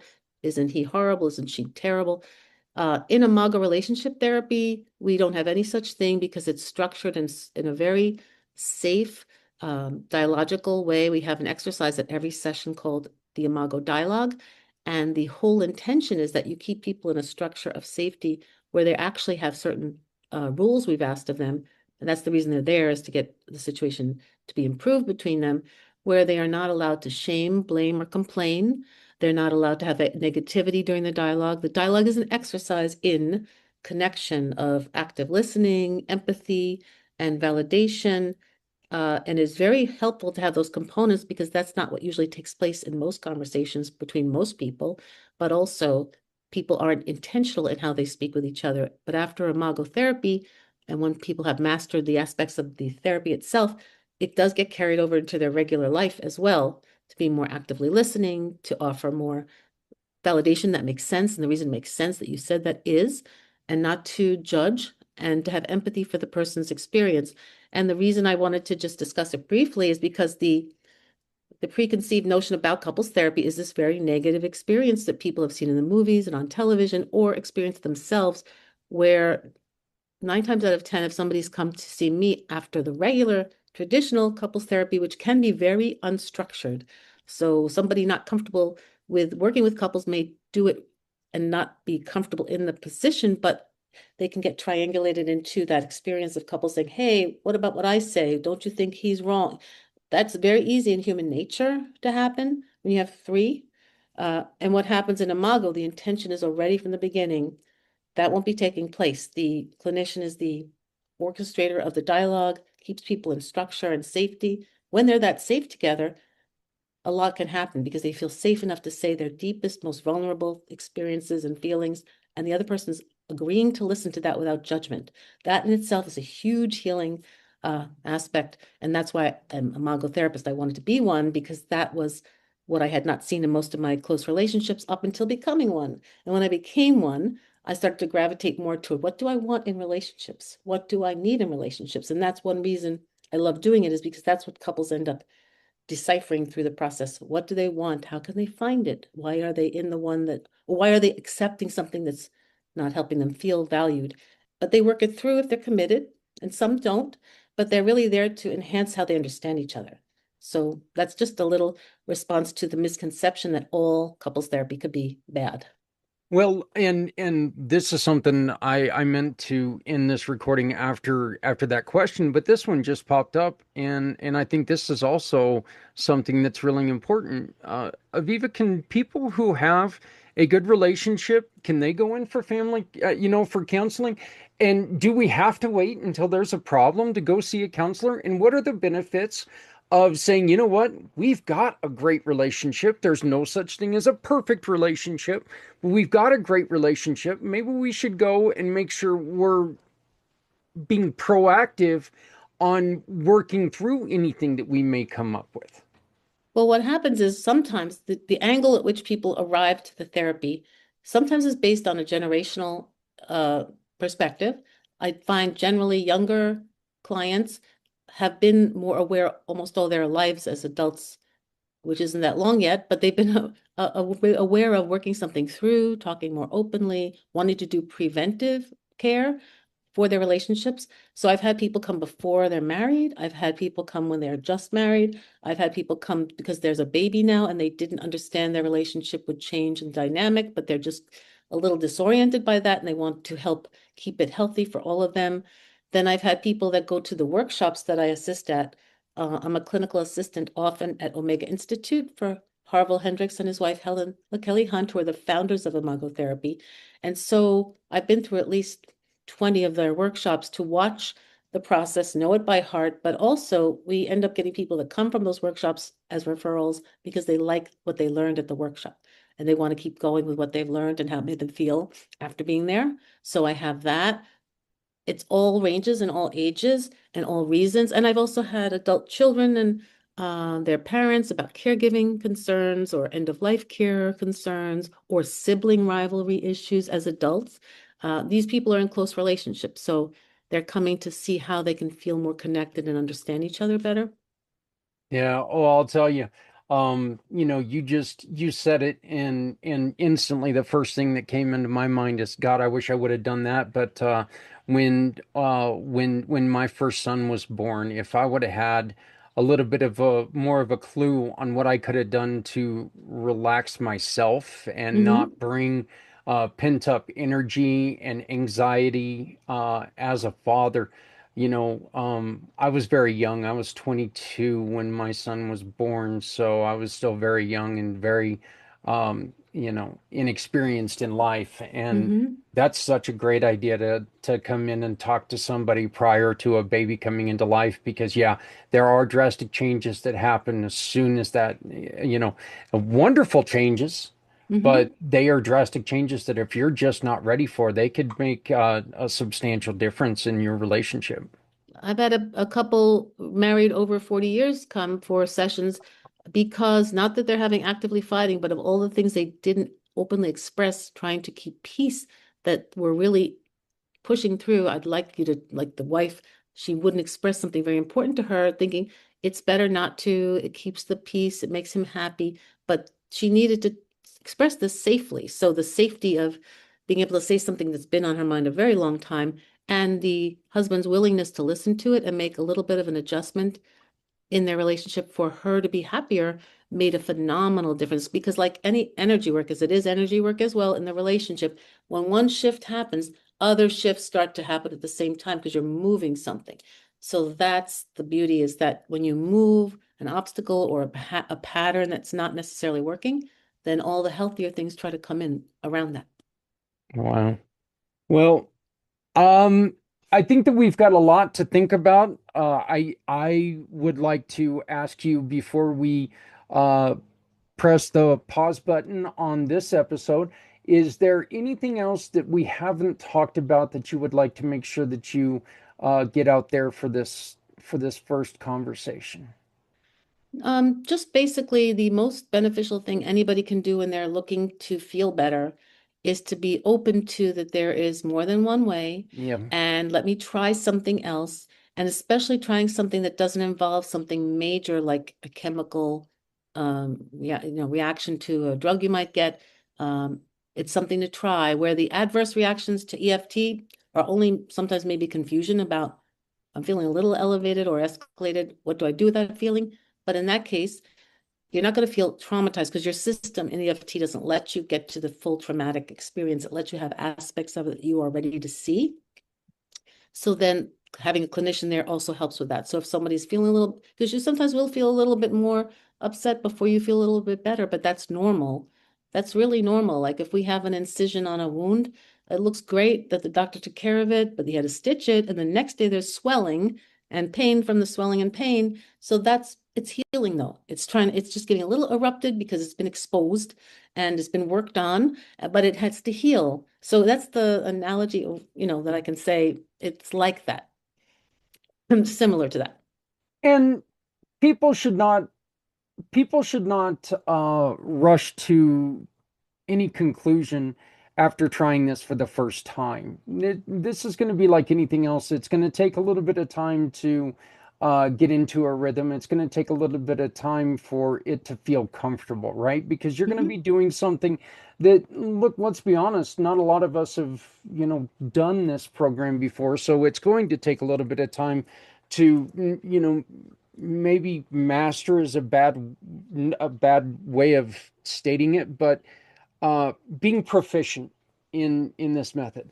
Yes, there's ways to do it as self-care, but I highly recommend having someone guide you in the beginning for how to do it for self-care, a few sessions with myself to help a person learn what to do and how to do it so that they also become more proficient at the points. Once you memorize the points, you don't think about where they are. You just start doing them on your tapping rounds.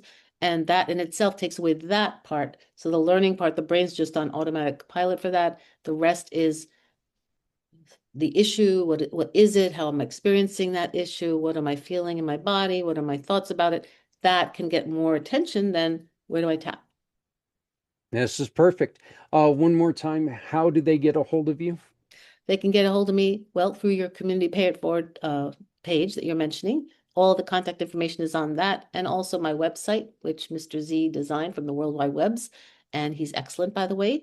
It's www, and my full name, Aviva Chansky Guttman, with no parts between the names, just all the way through.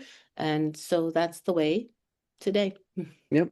Well, I loved it. Our first show is ready to go, so we're excited about that. And you are going to be joining us every month. You're going to be joining us the third Wednesday of every month. at this time. And eventually we want to get to where we are potentially doing this live so you can come on and ask questions. Until we go live, if you have any questions, send them to us and I will ask Aviva during the recording, or you can also get a hold of us and maybe you can join us during the next recording. This is, look, we're open books. This is about how we can help you and you can help others. That's our goal with this. You know, it's the simplicity is the beauty in this, but the simplicity and the effectiveness is the bonus. So, Aviva, I greatly appreciate it, and I want to thank you so very much. I hope you liked your first show. Thank you. All I right. did. Enjoyed it very much. We will be back. So I hope you guys all enjoyed getting to know Aviva. Once again, I also want to bring up and thank Lin Sibulski for last week's show and remind you that on the 15th of next month, we have Aviva's show. So make sure that you're ready to come on and ask your questions and participate in Lynn's Day. And then the following Wednesday is episode 2 of the Aviva show. So thank you, ladies. I appreciate it so very much for everything that you guys did. Hey, look, we've got an announcement that we need to make. I need somebody. All right. I desperately need somebody who understands mobile apps. We have a mobile app, but it's not functioning right now. I need somebody who can dedicate no more than, look, I'm going to put out there 5 hours because you know what? 5 hours a month, if that's what you can afford to do, glorious. If you can dedicate 10 hours a month, that's fine. 5 to 10 hours a month to help us get the app up and running and to be able to teach me how to do it. I would much rather you stay on as a volunteer and help us do it, grow with the company, and help us be the reason why I'm able to bring you on. If that's what you can do, oh, thank you. I would love that. I would love that more than you would ever know. I'm not asking anybody who is, to take hours and hours and hours out of your professional life to come on and do this. I'm asking for a very simple 5 to 10 hours a month to where, maybe the first month, maybe 15 hours in a month. And that's just to see where we're at and what we need to do. I need you to help me get this app back up and running. When this app is running, folks, we're going to be able to do so much more to help so many more people. But I need your help. So please reach out to me today. Say, hey, you know what? I understand apps a little bit. Let me get on here and see what I can do. And you and I can get together, sit down and find out what can be done. No man's an island. That's just, we've heard that throughout all the way since we were kids. Truth is, Z has done a wonderful job teaching me how to work with my website. Of course, I go a little bit overboard sometimes and I put too much information on it, but Z is very good about reeling me in and helping me, save face. But I need somebody to help me out. I need somebody to be able to sit there and go, Zach, this is what's going on. This is what we need to do. I need someone to help us maintain, bring on new partners and show me how to add them to the program and really help me get it back up and running. Again, worst case scenario, you teach me how to do it. Best case scenario, you decide that you want to be part of the Community Pay It Forward family. You stay on as our app person. And when things get rolling, we roll you on into the company. You become part of the company. And this becomes a paying gig for you. Best case scenario. But right now, we just need a volunteer to step in and help stop the bleeding in that aspect. So please contact me today. There my finger is. I'm like way the hell out here. It's in there somewhere. Contact me today because we need your help today. And damn it, I gotta fix this camera. It's bugging me so bad. Folks, that's it for us today. We're going to be playing Jeff's portion on Monday morning. Jeff Pearson is going to be part of our Brain Injury Awareness Month. If you take both Lynn and Aviva's, what they were teaching you today, that is great ways to help support someone who is dealing with a brain injury. So please take their words into consideration. Yeah, Lynn's maybe not near as much, but there's a lot that you can learn from Aviva when it comes to recovery that's going to help you out. You know, look, Lynn's can help take and really teach you how to love yourself again and feel good about yourself again. You know, Lynn said something to me in my reading talking about my past. I talk to my ghosts all the time. And what I mean by that is I talk to my family who has passed on all the time. I talk to both of my grandfathers all the time. I'm living here in one of their homes. I own their home now. He took this from a place that he bought to a place that he loved. And I talk to him every day. And I discuss with him in my own way, how can I keep your happiness in our home? It's a discussion I have with him every day. And my grandmother, I make sure that, you know, everything that we do, she understands this is in her memory, and we're doing this without any offense. My grandfather, Shorty, I've talked to, and I thought of him every day since he passed away. He means so much to me. He means so much to everything that goes on in my life.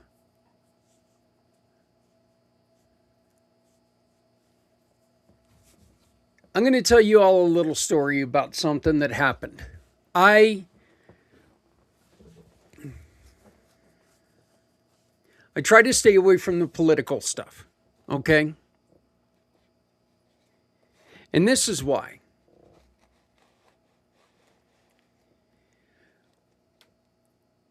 I don't think that we should be in this war.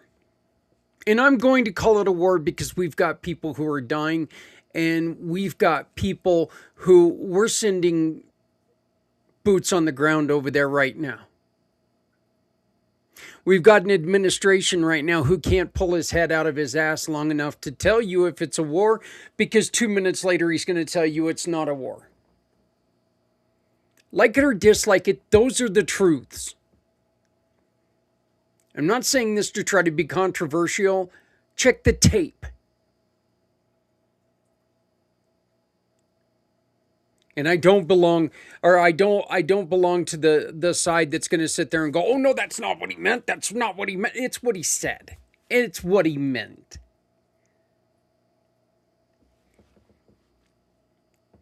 On the other side, I heard a comment on a podcast the other day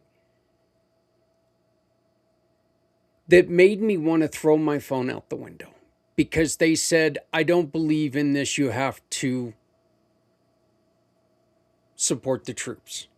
And it made me almost bite through my tongue, because that is such a crock of BS. And to anybody who mistakenly feels this way,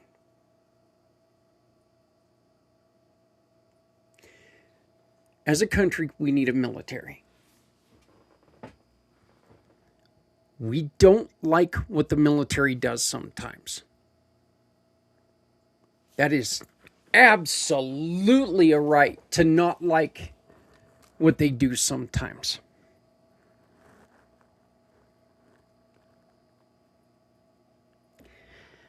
Us not showing support for the young women and men who join is one of the reasons why the young men and women no longer join, and why we are getting closer to being in a lot of trouble.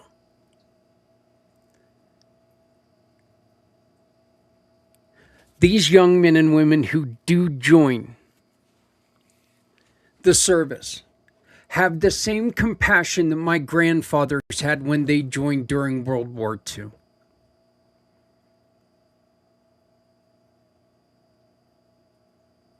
They had the pride to serve their country, warts and all,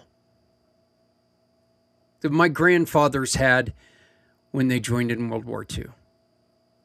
My grandfathers were called heroes for joining during World War II. And the person who said this, who I respect him, this is the first thing he's ever said, and I called him out on it too. But this is the first thing he's ever said that really I was floored and angry. I was so angry.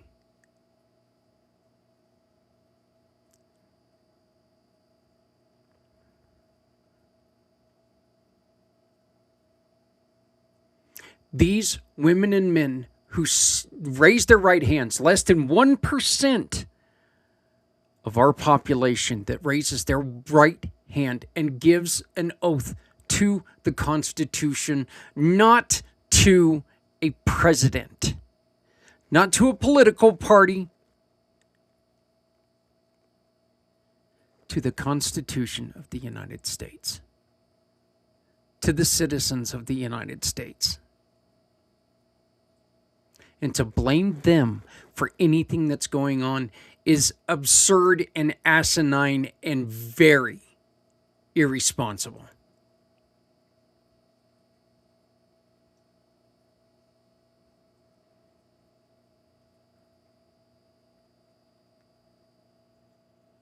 Not all little girls and boys go through college or go through high school and dream of being superstars.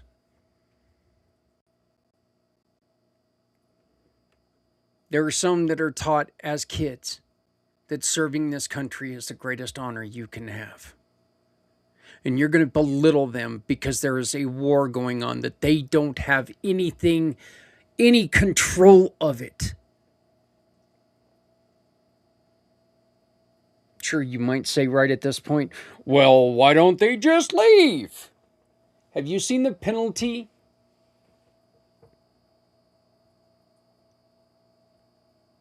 Have you seen the penalties? What could happen to them if they walk away? Have you seen what they could potentially lose?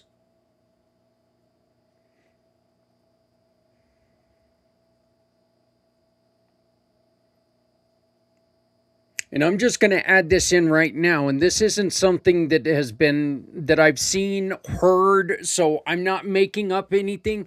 I'm not trying to be a controversial here. But you know what? Right now, in this element that we're going through, in this world that we're going through right now, if somebody were to give up their position in before their terms are over, we don't know what would happen to them in the political party. We don't know if stuff would be made up. We don't know if there would be things that happen to them that would, be out of the norm, because we don't know what people are going to do right now. People are doing insane things in insane times. And if you disagree with that, you are asleep at the wheel.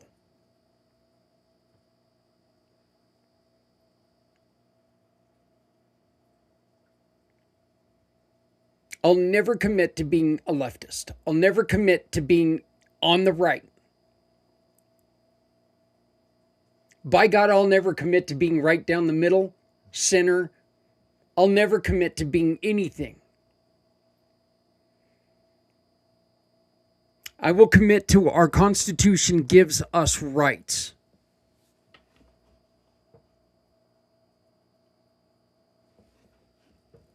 If you don't like those rights, guess what? The Constitution gives you the right not to like it.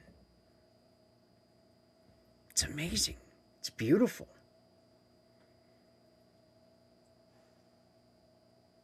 The Constitution gives you the right to believe in what you want to believe in. But to blame anything that's going on right now on our service people is misguided and ugly. Very ugly.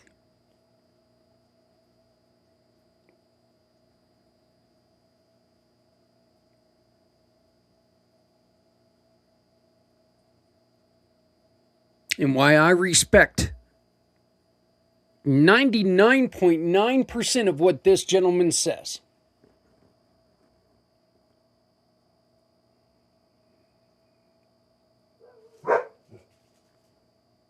Damn dogs. I completely and totally want to call him out on this. And like I said, he knows I'm not going to call him out by name on air because you know what? That's not who I am. I did call him out. I did make a comment on his podcast. So I am the one who made that comment. And you know what? If you would like to talk about it, I invite you to have a conversation because I will stick up for our troops. I'll stick up for our troops every day that I walk this earth. Because when they were in World War II, they were heroes.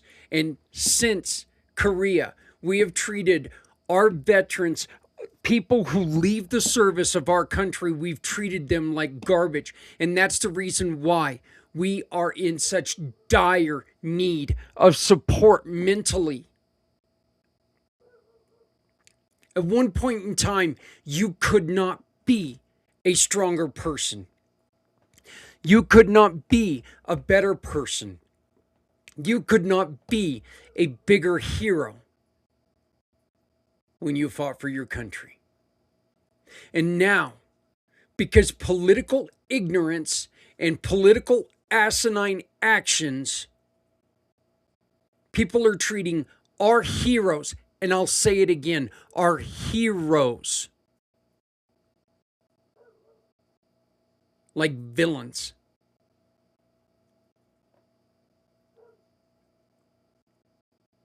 And I'm going to state this again and again and again and again. You do not have to support any political party. You do not have to support a war. You do not have to support any religion. But you should support the men and women, the women and men, the boys and girls who signed their life on the line that they could potentially lose that life so they can defend the Constitution. Should they be there? That's up for debate. I feel they should not.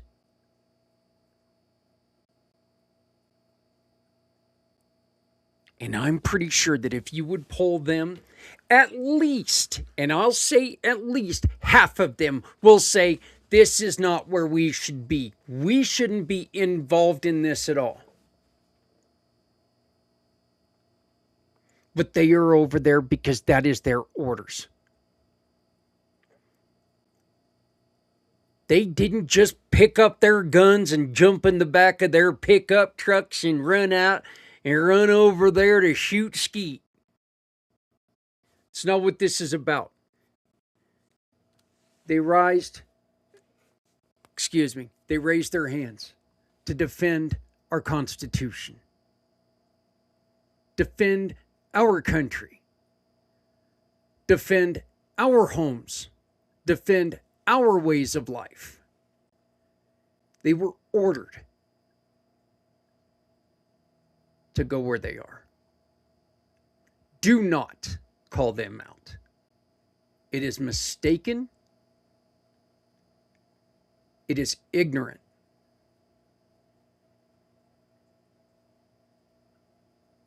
They are heroes.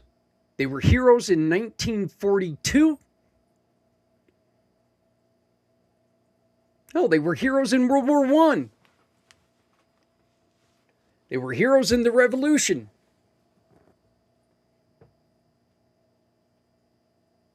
Yes, I left out the Civil War because we were fighting each other in the Civil War. Kind of like what's going on now, without the bloodshed on our own soil. But boy, it seems scary that we haven't learned.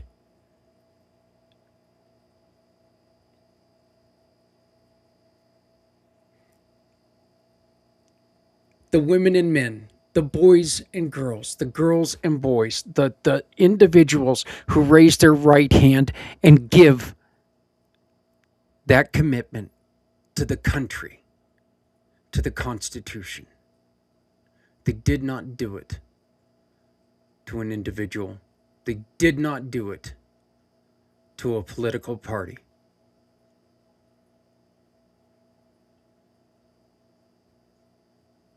They did not do it for a god. They did it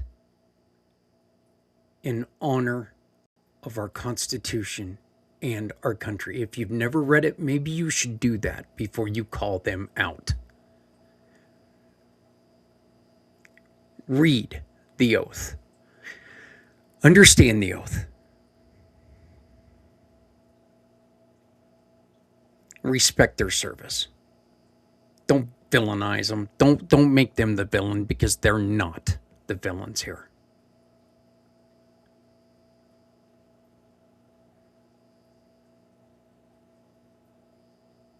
They're ordered to do this. And unfortunately, as much as we would like to think that this is, some people would like to think that this is an illegal war. Unfortunately, right now, it has not been deemed as so. So for them to outright quit would be criminal against them. Please understand what you're asking people to do. Because for them to just quit right now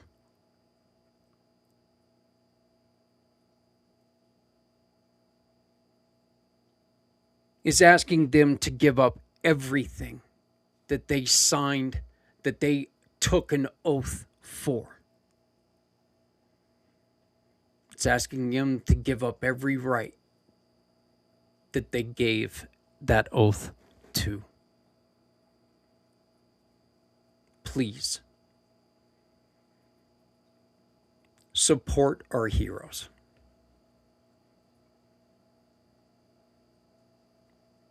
You don't have to support this war. You don't have to support this war. You don't have to support the political machine behind this war. You don't have to support the other side.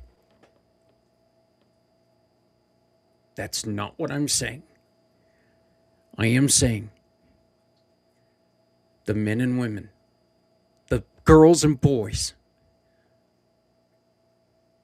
their families, they're not criminals. They're heroes. Support them.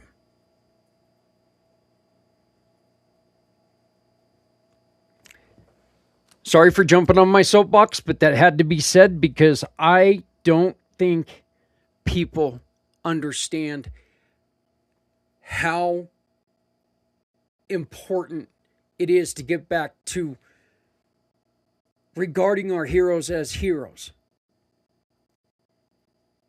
Folks, if we have any more, if we have fewer people who sign up for our services, we could be a country in jeopardy, in more jeopardy than we are now.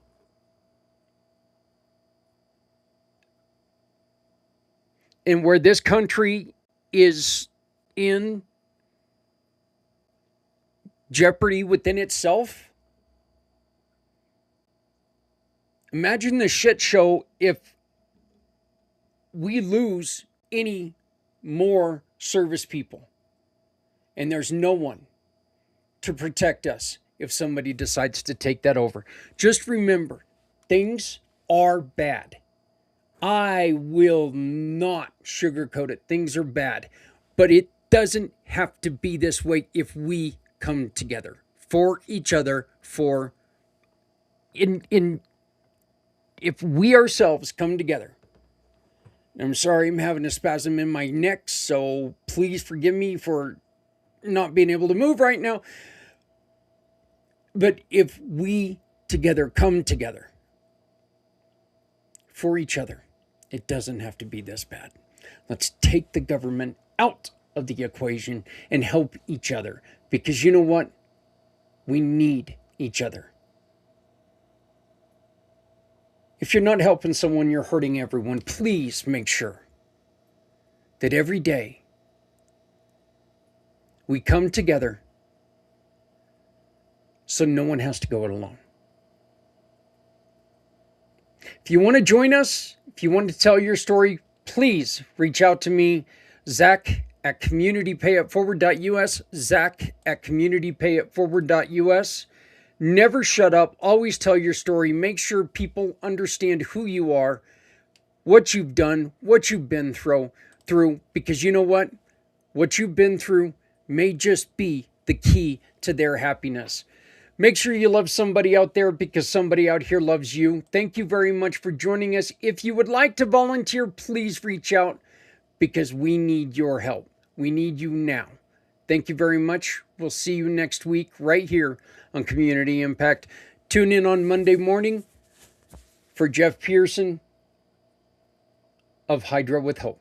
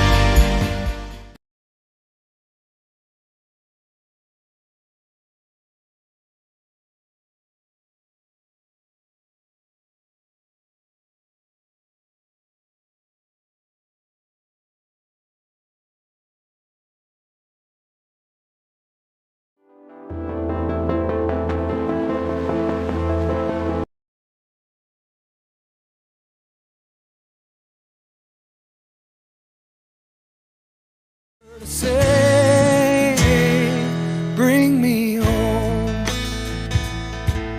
out alone, to show me the way. You wanna hold the heart of Sunset Boulevard. Bring me here, 'cause it's not quite clear to be a part of Sunset Boulevard.